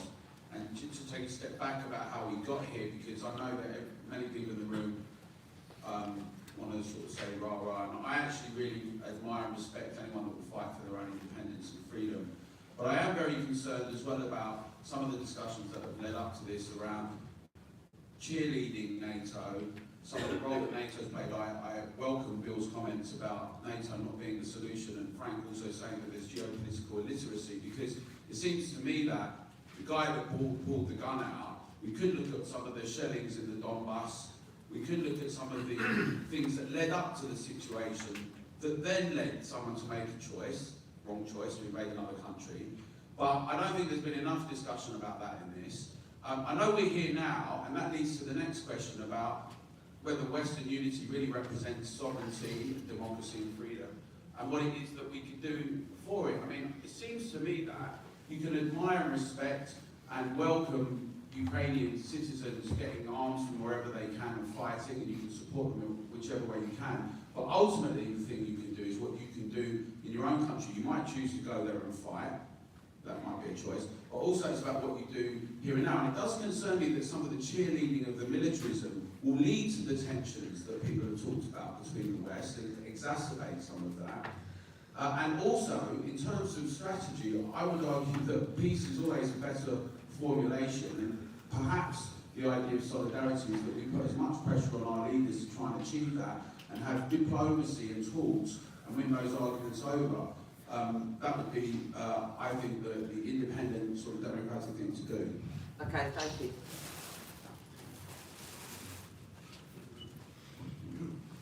Thanks. I noticed that I think most of the speakers, and particularly Bill, talked about the role of the United States in all of this. And I wonder if I could ask all of you to elaborate your ideas about the future role of America. Because there is an argument that says America is disengaging from NATO, partly because there's no ideological enemy anymore, in the way that something was in the Soviet period, and partly because it's too costly. I mean, Donald Trump emphasized repeatedly that America is bearing too much of the cost of NATO. And considering that, connecting that thought to the fact that in the Second World War, early on, I think it's true that Churchill found it pretty difficult to persuade America to get involved. And he took the attack on Pearl Harbor to get involved properly. So with that in mind, I can imagine America thinking now, look, we sympathise with Ukraine, but Europe is basically not our problem. Why should we get involved in European wars? There's no threat of Putin bombing America, unless, of course, America gets involved first in supporting Ukraine. Why should it? And that, from a purely a point of realism, if you like, that's going to be a perfectly good question, especially given the fact that Donald Trump may well be re-elected in 2024, and his attitude to Vladimir Putin is at best ambivalent. If America does withdraw from NATO, if indeed NATO more or less collapses, the question now we're going to face is, well, on what basis do we support Ukrainians? Do we say we can't? And after all, there's a tradition in just war theory that says we shouldn't fight an honourable war. So we might say, look, I mean, it's a terrible thing that's happening in Ukraine, but we shouldn't fight this because we can't win, or if we can win, the cost is too great, and it could actually escalate into a nuclear attack, as Putin's just threatened again today. So that's one view you could take. The other view might be a more optimistic one, which I think was mentioned from the man at the front, that we might actually get revivified in a sense of compassion and common humanity and a humanitarian motive. We just look at what's happening in Ukraine and think this is simply an outrage. People who are just like us, 8 weeks ago, get on their lives, are now starving to death in basements in Mariupol. We've got to do something about it, and we mustn't think too much of the cost. Then the question is, on what basis do this? Is it humanitarian? Is it because we have some sort of ideological commitment, well, I don't know what it would be, or is it that we have to ask ourselves, not just what is the West, as Frank was explaining, but who's the West? Is Lithuania the West? Is Latvia the West? What about Poland? Putin could have his sights on Poland. They were all part of the Soviet bloc, in some way thinking they're basically the East. They're not like us, especially the way politics are going in places like Poland and Hungary. So these are all scattered thoughts, but I just wonder, given the possible kind of America, what our basis going to be for acting in this situation? Thank you. Some really useful questions. There's no way that the panelists are going to be able to deal with them all, but I think these are exactly the kind of questions that we need to be asking, talking about, challenges that we've had at the back. I mean, there hasn't been much conversation here about whether an option would be that we should be pursuing peace at all costs. And I do know that there are people who say that suggesting that, you fight till the last Ukrainian falls is if I was depressed before, that's not a cheerful thought, right? That maybe this is leading to more of a bloodbath. And I'm raising these things not because I think them, but because I think they're the kind of things that people are worrying about, and I just want to encourage you to carry on asking those questions. But Jacob, can you, we've got something, right, yes, yeah. Yeah, actually my question. It's almost like a stupid, really simple one, but we're here to talk about the West, and it seems clear to me that Ukraine is on the edge of the West, physically, literally. And it seems like the edge, the West is fraying at the edges, right? It's another outpost of the West, like Hong Kong, it's literally dissolving, it's been rubbed off the Western map.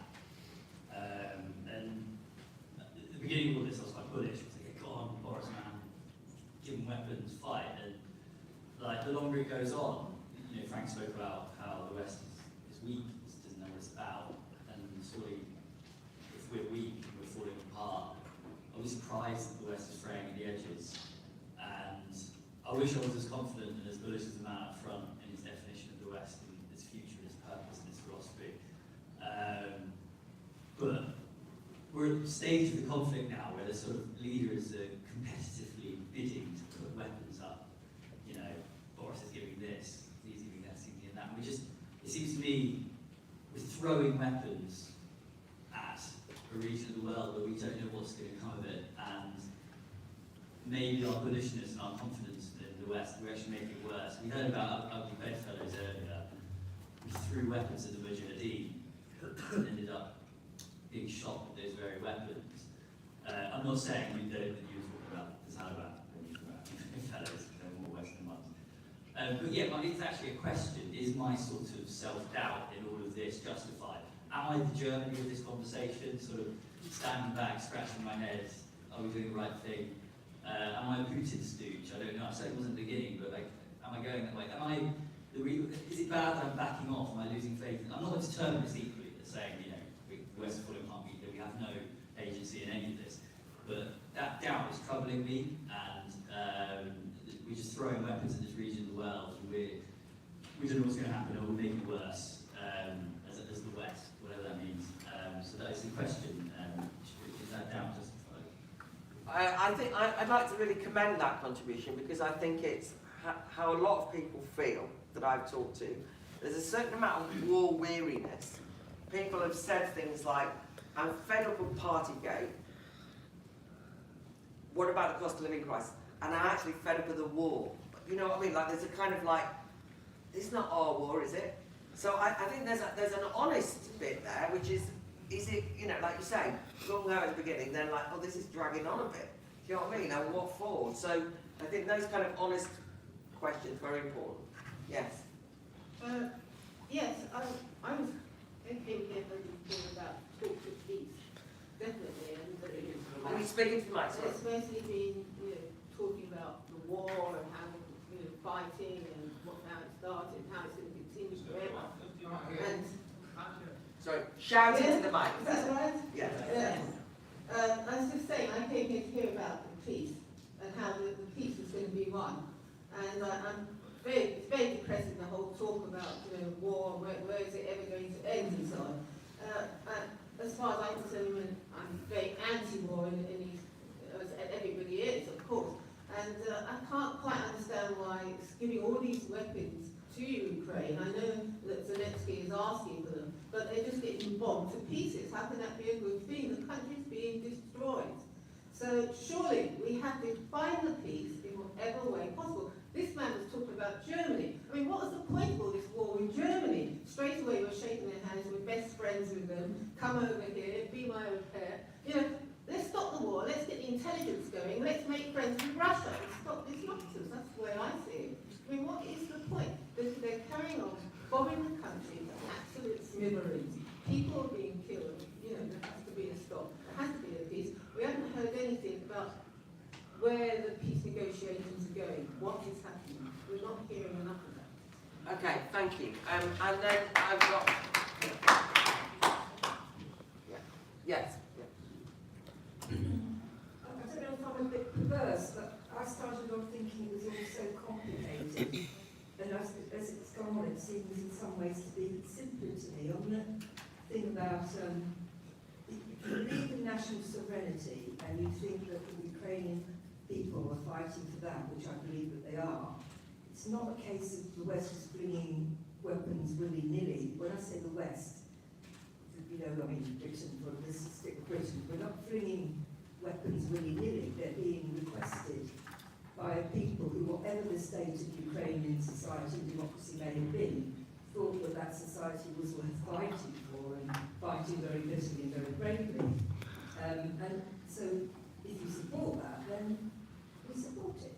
If they decide at some point that they want to stop and enter peace negotiations with Russia, then it would be our job to show solidarity by facilitating that decision, if that's what we chose to do. So, for me, that seems fairly simple. That might be a bit naive, I'm not sure. But anyway, the question I wanted to ask all of you was, Frank, you started off in your initial introduction by saying that the peace in Europe for a long while was predicated on the hegemon of America and a positive, negative alternative Soviet Union.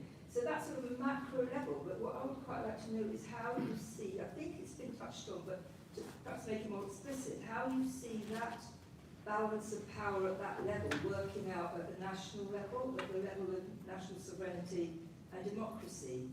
Because it seems to me, if we're thinking about how to go forward, we can't, and I agree with the people that are sceptical of trying to revive any kind of supranational body, whether it's NATO or the United Nations General Assembly.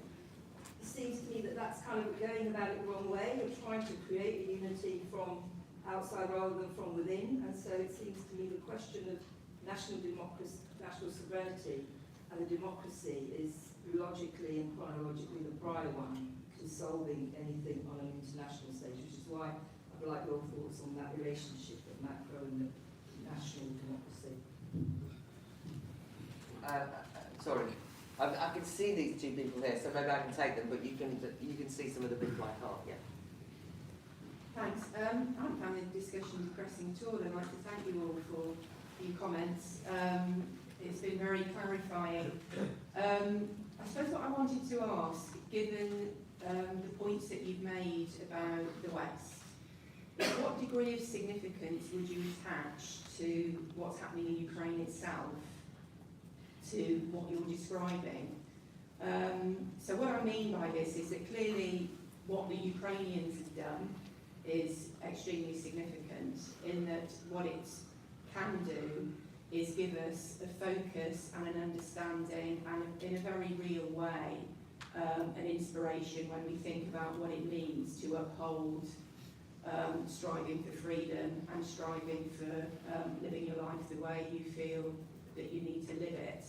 And that throws into relief the problems that we've got in the absence of that elsewhere. So that aspect of Ukraine I can see is incredibly significant because out of nowhere and to me completely surprisingly, these people have done this, which is, to me has just been a brilliant thing. I couldn't agree less with what the lady over there had to say. But my point is that if it wasn't Ukraine in relation to the wider issues that you've been talking about, would it just be something else?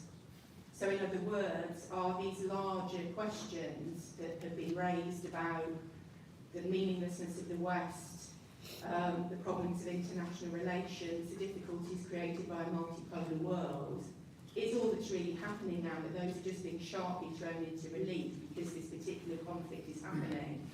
But in a way, the question was, you know, when and how, not if, that this would be happening in some form, in some way, even if Russia hadn't invaded Ukraine. Is that a correct way of thinking about all of this? And if that's right, then basically we just need to recognise it, don't we? It's a huge wake-up call. That's what Ukraine is. And we need to really start to get to grips with the larger dynamics. Okay, I'm going to just whiz across the panel, but I'm going to take everyone who's got their hands up. And so I've got one person there, and then there's one person there, and there's also there. Yes. Whiz across, very fast, quick. Yeah, you're absolutely right. Yeah, already in the pandemic, this was very, very clear. It just so happened that Ukraine became the point of crystallization. I just want to say one very simple thing. We live in a world that's not of our own making. And we have actors in the global sphere who are not particularly attractive. But I have no time for NATO, and I've got no time for the so-called West, because I think that they are behaving in a very self-serving and cowardly manner.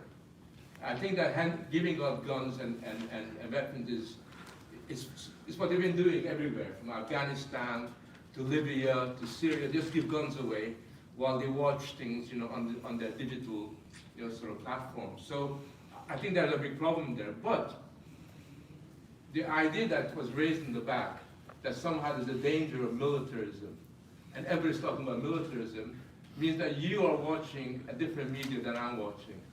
Because what I find to be quite compelling is that in the middle of a very important war, everybody's talking about the danger of escalating, the danger that we must, you know, so be careful and be wary of what's really going on. And the last thing that I find within Western societies is any kind of willingness to kind of commit to any degree of sacrifice. People make fun of those British people that go to Ukraine. You know, just today there was this, those people called idiots in one of the newspapers for going to fight within the Ukraine.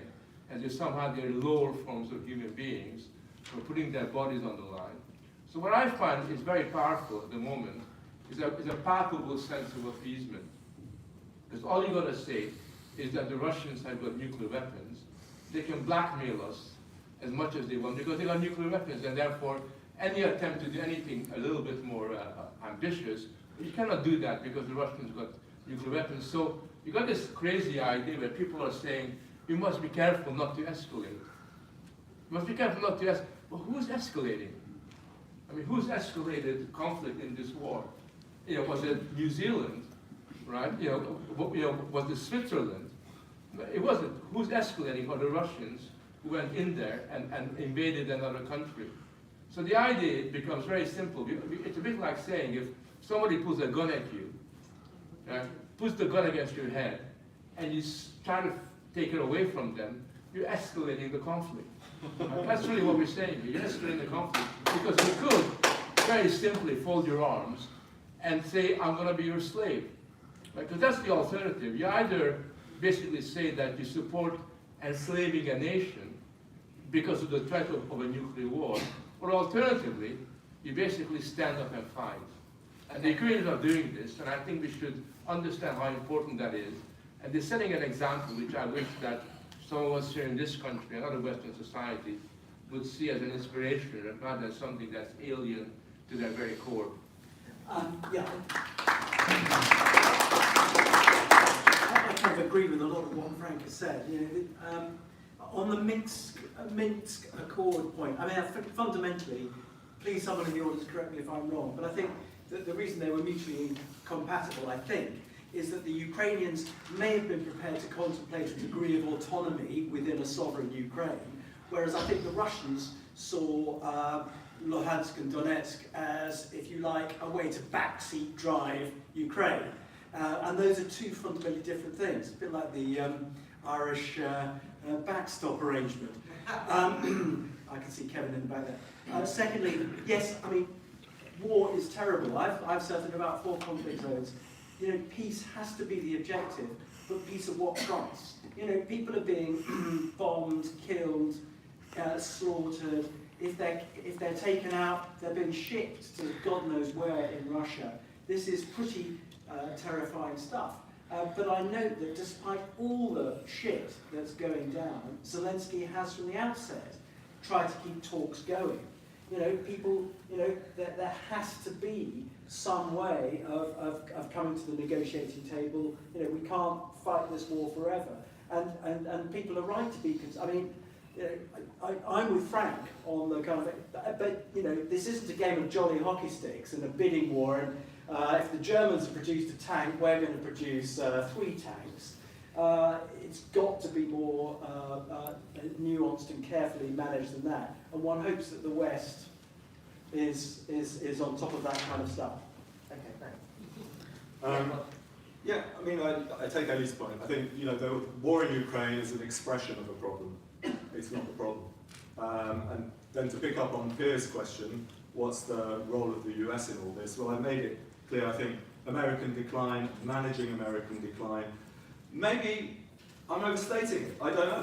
There's a debate to be had along the lines of what James introduced about, how barbaric the West is, as well as the ideal of the West. America represents, in my mind, everything that's best about humanity at the same time as some of the worst. And, the future's still there to be played for. Maybe we're too cynical when we think only in terms of its decline, because it still has much of what is the best that people aspire to, that Islamists, maybe, before Ukrainians aspiring to Western values, Islamists wearing Chicago Bull t-shirts would always prefer to have a green card, in many instances, than anything else. We have to save our own values. And in terms of who the peacemakers are, to the question that was asked over, surely we want peace, we're going to have to make the peace by fighting for and defending what we think of as our values, which are the ideals of the West, if not the actuality of it. Why can't we stop the war and do it afterwards with intelligence? I'll answer that directly. People don't concede ground on the negotiating table if they think they can win on the battlefield. And that's why there's no reform. Yeah, I mean, this is such a great discussion, and my mind is everywhere, but I'd just like to address a couple of points. One is this idea of America and the West. America is the smartest and the most powerful, and it leads the coalition that runs the world. There's been plenty of time, at least 30 years, for other regions or other coalitions to come about, and they haven't come about. In Asia, Japan and South Korea are at loggerheads. There's no NATO beginning out there or anything like that. I've been in, as I said, I was in the Baltic States last week. They were terrified in 1991 that they would not be allowed to join NATO quickly enough. They were told by the West that they couldn't because they wanted Gorbachev and his system to run. They wanted the Soviet Union to run and then become a democracy, and they pushed and they pushed and they pushed until they got in. So there is a real thinking amongst those countries that NATO is a good thing, despite everything else that we say. And I just want to tackle this issue of democracy and the way that it's run. It's really you and Grant's question. No, we can't get smarter until we change the system, and God knows how to change it. If you are the mayor or running for the mayor of Srebrenica, the town where there was that last massacre in Britain, and you recognise that there was a massacre, and you visit the cemetery, you will not get voted into office. If you are in Uganda and you want gay rights, you will not get voted into office. So either you have democracy or you have our values. And that is this contradiction that I don't think that we're going to solve very quickly, but when you get you talk about leaders coming in. Autocracies throw up certain types of leaders. Democracies in the past 20 years have thrown up some very strange kind of leaders, because through social media, because through media and all that, the issues that get those people voted in are not the issues that we're discussing today. Okay, thank you. Right. Well, democracy needs to be thoughtful from below, not imposed from above. But that, I mean, and that's the, I suppose that's the thing that we are really having to reckon with. And you know, I mean, I don't know. I mean, at the beginning of the war, there were quite a lot of articles published with the same title, which were all quite good. They were called "Ukraine is not all about you," and it was about the way in which commentators were trying to kind of just put their own, you know, preconceptions onto what was happening. I sort of feel like there needs to be some that now say why it isn't about us, because what you were saying, Claire, about the war weariness, it's all got to seem quite abstract. People aren't talking about it. You know, they're talking about their electricity bills, you know, the sun coming out, you know, but they're not talking about it like they talk about Brexit or COVID or whatever. There's that sort of sense of it seems to have now gone into that pattern that we've all been very familiar with for the past several years of the media, political class talking about stuff. You get headlines and headlines and headlines, but it all seems rather abstract and detached. Which leads me to my kind of question for Frank, I suppose, which is when you said that the good thing about this is it's exposed the limits of globalisation and the need of the nation for the nation state, and I think that's true on one level, but the other level, Bill mentioned this ongoing discussion where it seems that some would, you know, just rather do anything to get rid of their own government, you know, to have a go at the government, and that's all more important. That sense of, well, we've got to just kind of criticise our own countries all the time. And that sort of sense of there being this gap between the globalist elite, which is still happening, and those conversations that are happening within them, and the sense of there not being very much interest amongst the political elites about what's in the national interest, what people in their countries think, and then that real sense of detachment and cynicism from everybody else who are just sort of knackered, not least by the events of the past couple of years. So I'm finding it a bit dispiriting at the moment, and I think it's definitely changed in tempo since the whole thing kicked off. Thank you. I've noticed the same. Oh.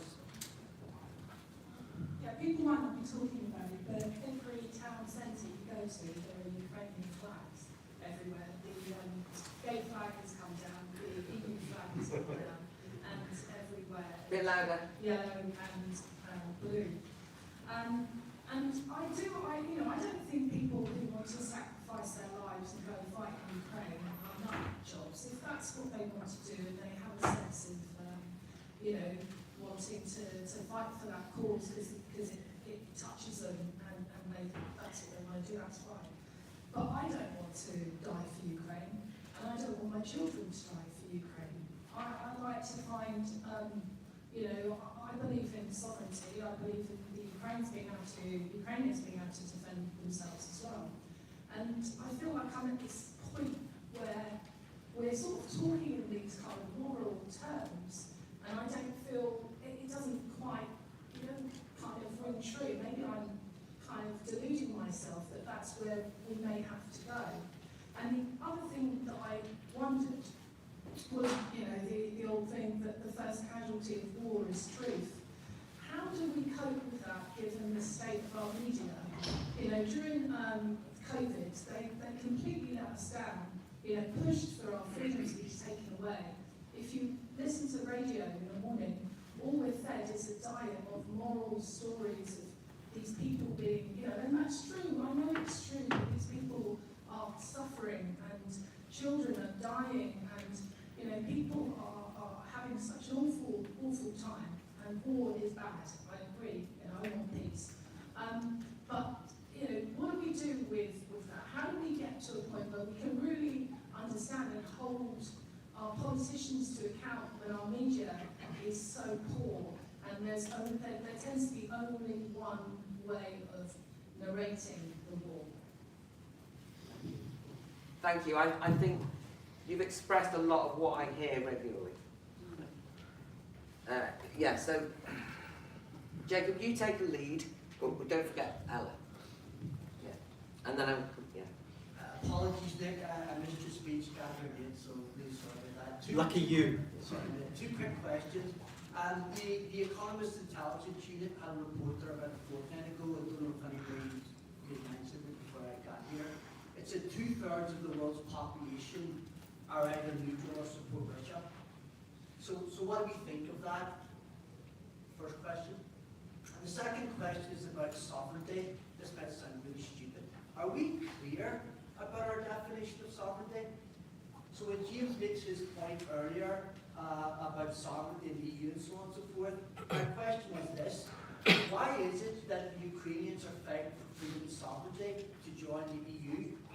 Just because we have Brexit, do we think that the question of sovereignty, its definition, is a done deal? Because it seems to me that other people fighting for their freedom have a different definition of self-determination and sovereignty to people in this country who voted Brexit and think it's a done deal. Thanks. Yeah, I wanted to just raise three things about how, despite obviously as the longer this goes on, the longer the international forces and globalized forces will seek to try and assert some control over it, I'm still, I guess in a sense, optimistic about what this represents. The first is, of course, the widespread sense of solidarity that has emerged among publics right across, especially Europe, from people taking in refugees to organising aid convoys to, as people have mentioned, going and joining the fight themselves. And secondly, the aid that has been sent to Ukraine in form of weapons is overwhelmingly bilateral. That is, comes from sovereign, independent countries making choices based in many cases because of the pressure of their own publics. It's no coincidence, I think, that Brexiteer Boris is considered by the Ukrainians as their most reliable ally, and the supposed liberal democracy in Poland is their biggest advocate. These things are not coincidences, and they represent a sense of assertion of national interest, which we should do well to remember. And the third, of course, is that we can't lose sight of the fact that the courage and determination of the Ukrainians took everybody, and especially the globalists, by surprise, who never saw it coming and who didn't believe that it was possible, and in fact find it very, very uncomfortable. So that's why I think that the kind of Ukraine that emerges from this conflict is hugely important for settling this question of who are the West and what is its future. We should do whatever we can to support Ukraine, but we have to also recognise that the kind of Ukraine that comes out of this will in some sense be a harbinger of what the West means going forward. Thank you. And then I'll get final comments. I'm glad that Bill mentioned at the start that you kind of gave me at least an out in saying you can defend and be on the same side as NATO or the West or whatever in terms of the action that's taken militarily or whatever, or even be a bit of a Boris Johnson fan at the moment while he's doing some good things in relation to Ukraine. But just for now, you basically might have to get in bed with some people that stink a bit for the time being, but it's just for the time being. But I suppose my question is, when does it stop being for the time being? Because if you look at the way in which, to answer someone's question about whether or not, why more people aren't talking about Ukraine, if you look at the way in which what's happening in Ukraine is described in BBC or any kind of mainstream media outlet. A lot of it is sort of apolitical. It's as if, as Piers was talking about, as if it was a humanitarian crisis, as if like Russian shelling is equivalent to a tsunami. It just is kind of God-given or something. It's uncontrollable. Who knows where it comes from? It's constantly about one woman who's lost a leg or things like that, which is terrible and necessary to talk about, but it's not political. And you look at the way in which, Angela Rayner from the Labour Party was on the radio this morning, very petulantly not willing to accept that actually Boris Johnson has, as Humphrey said, played a blinder in relation to done good things with this. But she was saying it's not Boris Johnson, it's our country, our whole country's behind it. And actually it's not like that, because you don't have a international sense of the importance of sovereignty. Frank, the article you wrote on Hungary recently for Spite perfectly illustrated that. In the same breath that you have all these EU leaders talking in these empty terms about the sovereignty and Ukrainian sovereignty, they turn around and spit at Hungary when it exercises some semblance of democracy in terms of someone who's democratically elected that they don't like. So really my question is, does it matter that this war is being defended by people who have proven over the last 10, 20 years that they wouldn't know what sovereignty was if it hit them over the head? Does it matter? Should we just say whatever, it's happening, and whatever comes out of Ukraine is up for grabs and to be decided, and we just have to hold our nose and back these people? Or actually, does it matter if, Frank, you're talking about things that frighten me, like a future of more defined blocks, or a future of a zombie West that is allowed to continue to carry on, bolstered by, not just Boris Johnson, but others, bolstered by the significance of what they've done in relation to Ukraine? Or is that just for another day? Do I just need to keep my eye on the ball? And I am with Frank in saying that what matters is that Ukraine wins in this conflict. So basically, do we have to be short-termist for now, actually, rather than looking at what might come of our actions tomorrow? Okay, thank you very much. Okay, Hannah, you can't possibly deal with all of this. Did I miss one person? Oh, God, there's one person that I just... Let me just give you a moment, but then that's it. You've got a moment. Right, okay. Thanks for that. I hope this is not a stupid question, but it's a short one. So, for a while, for some people, Orban was the bulwark, the vanguard of sovereignty in the European situation. And then Orban looks at Zelensky and says he's the enemy. And I'm well confused by that. I don't understand that, and I wish someone who has discussed sovereignty at length can explain to me how that works. Okay, thanks. Right, anything you want, but we've got to finish now. Quick, only because she's there. Bloody hell. Right, I want to go for a drink. Right. Priorities. I agree that... Speak in the mic now. I agree that Ukraine winning this is incredibly important. But maybe I've got it wrong. It looks like Russia might have their foot in the mud here, and they're going to win. Ukrainians are going to win.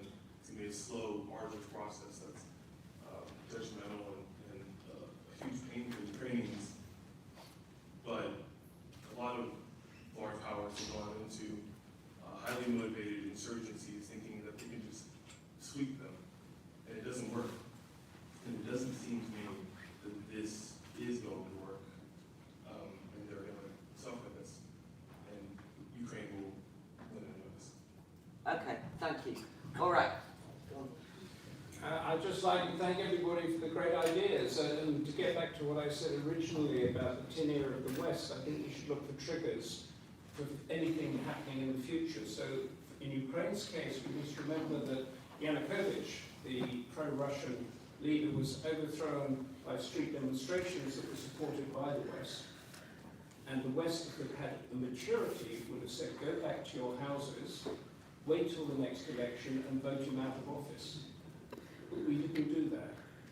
And from that, we have this spiral. So look for blowback, look for triggers, and listen to other people. Well, just to answer Anna's question, I think occasionally you might have to be aligned with Boris Johnson, but then again, you can rapidly not be aligned and then be aligned again, because I think events are going to be changing very, very quickly in quite a confusing way. You know, we have to think both short-term and long-term. Just to pick up on Kevin's point at the back there, I think he said 2/3 of the world's population are pro-Russia.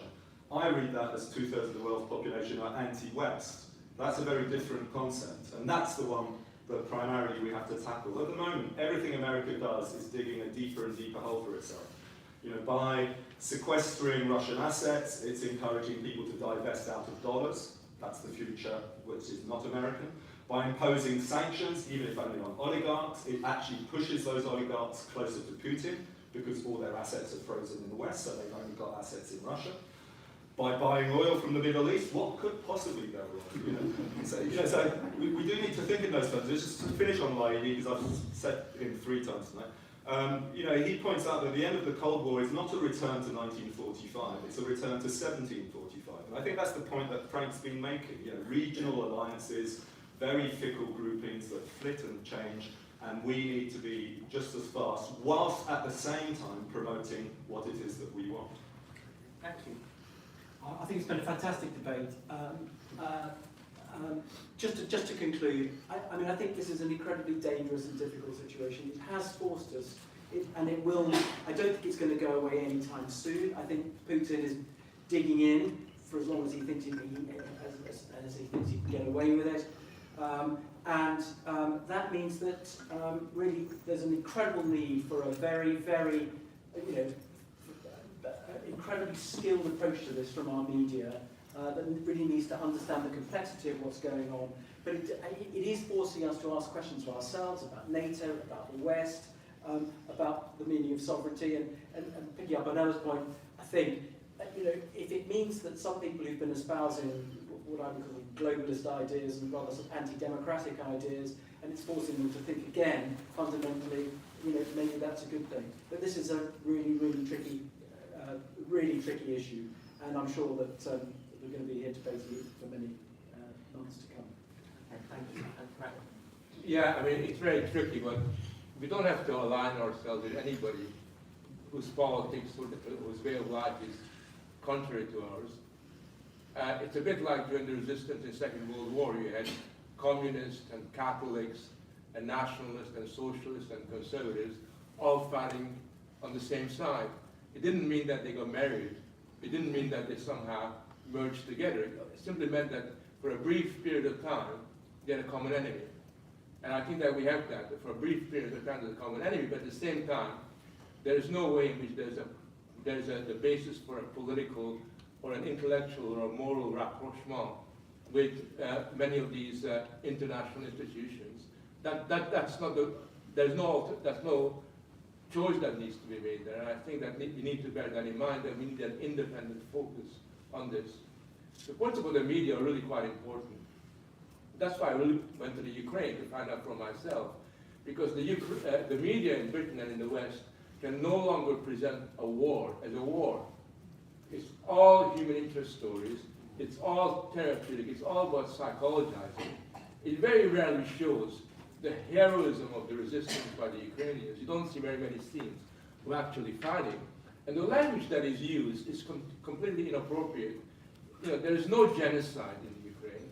There's no total war by the Russians. If they wanted a total war, they would have, you know, it would be a very different situation, because there's a certain moral restraint on them in the Ukraine that they didn't have in Syria or many, many other places. But that doesn't make the war nice. The war is horrible. And instead of discussing the war in objective terms, we get a very Disney-fied version of what's really taking place there. So we got to basically criticize and question what's really going on there all the time. So the media is a huge problem.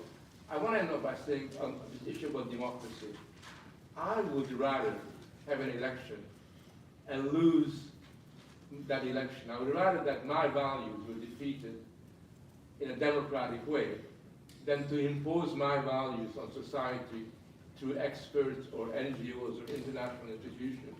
Because either we believe in democracy as something that's foundational for the good life all over the world, and we're prepared to take a risk with it, because democracy is a risk. It's always very risky. You never know what its outcome is. Or alternatively, we retreat back into these kind of institutions that have held back democracy in a proper kind of a way. And if people are war-weary in England and other countries, it's not because of their natural instinct. It's because they've been presented with a situation, with a scenario with a war that resembles a reality TV show rather than something that is real, genuine, something that can really capture their imagination. I think it's our job to tell our fellow citizens about what's really going on there and not simply treat it as this kind of Disney-fied reality TV moment.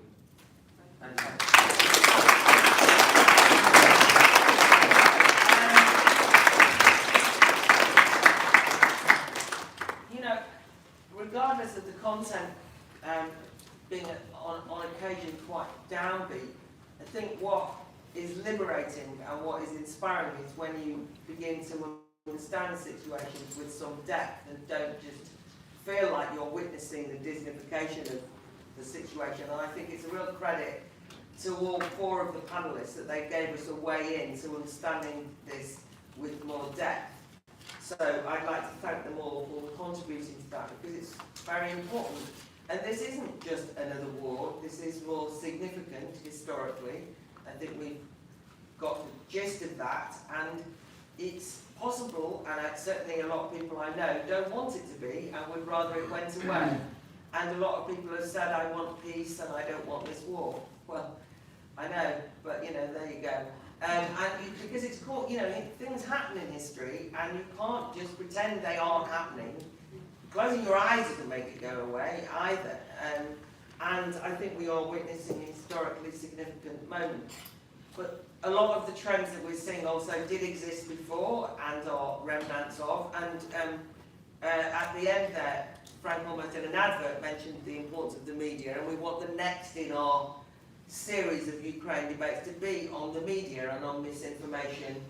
And obviously there's a broader discussion around things like the online safety bill, which is going to ban misinformation and how that fits in with war and who you can trust and so on and so forth. So I hope that that can bring some clarity as well. Only just because I can't resist mentioning it, that during the time after 2016 when Brexit was being sold out, as far as many people were concerned, they took a vote, it was being sold out. People became very weary and tired and wanted it to end, and people said, why don't you give up? And this was not bombs and horrible, vile militarism, but it was a relentless, endless attempt at getting people to stop and change their mind and give up on what they fought for. And it was to the credit of millions of people that they refused to do that, even when they were war-weary. And I was humbled by that and took some inspiration from it, as I thought that was what democracy was all about. And I simply think in relation to Ukraine, because somebody made the point it doesn't touch us, and I think it's, for me, the point about it is that it's a reminder that history doesn't just happen to you, but you can actually change the course of history. Because if you said to me 9 weeks ago that Russia would have done a full invasion of Ukraine, I thought you were mad. And then if you said that this basket case of a half-country Ukraine, no disrespect, led by a comedian, what? And we're going to put up this fight, right? And I thought you were bonkers. Well, what is absolutely remarkable is what people do. I mean, who'd have thought it? And they rise to the challenge, and that's what changes the course of history. And in that sense, at least, I'm touched by that. That the self-determination of the Ukrainian people means enough to them that they are transformed by acts of bravery they never thought they would be capable of. And I mean, I'm definitely humbled by that. So I think that we must not allow people to simply say, just another war, what they've got to do with me and so on. I think it's important for us to just keep saying, let's have some clarity about what this means. But I also think the warnings of a fantastic panel tonight are it's not black and white, good and evil. Things change all the time, there's huge complexities, and we need to, as responsible citizens of the UK and a self-determining country, try and understand it and not just be dependent on what the politicians or the media tell us, which is what I hope the Academy of Ideas makes a small contribution to. We're about to go to the pub, and I'm going to tell you where it is, which is more complicated than you think, which is, where, I've written it down. Right, the Marquis of Cornwallis, which is across Woburn Place, 200 metres on Coram Street. There will be people who know what they're doing when you get out. I also wanted to just do one advert, which is that I myself am going to go to this, which is my colleagues at the BOI charity, not the Academy of Ideas, but the BOI charity, who are organising this residential event, Old Roots with the New Disorder, on Saturday the 16th and 17th of July, in kind of very nice hotel conditions, but where some of these things are going to be discussed in depth with long lectures on the history of the new disorder. That's not just Ukraine, but very much some of the themes of tonight. So I feel I need to know a lot more and understand a lot more, and I'm going to go along. So I'm just inviting you to come along and take a look at that advert. Can we thank our panel again?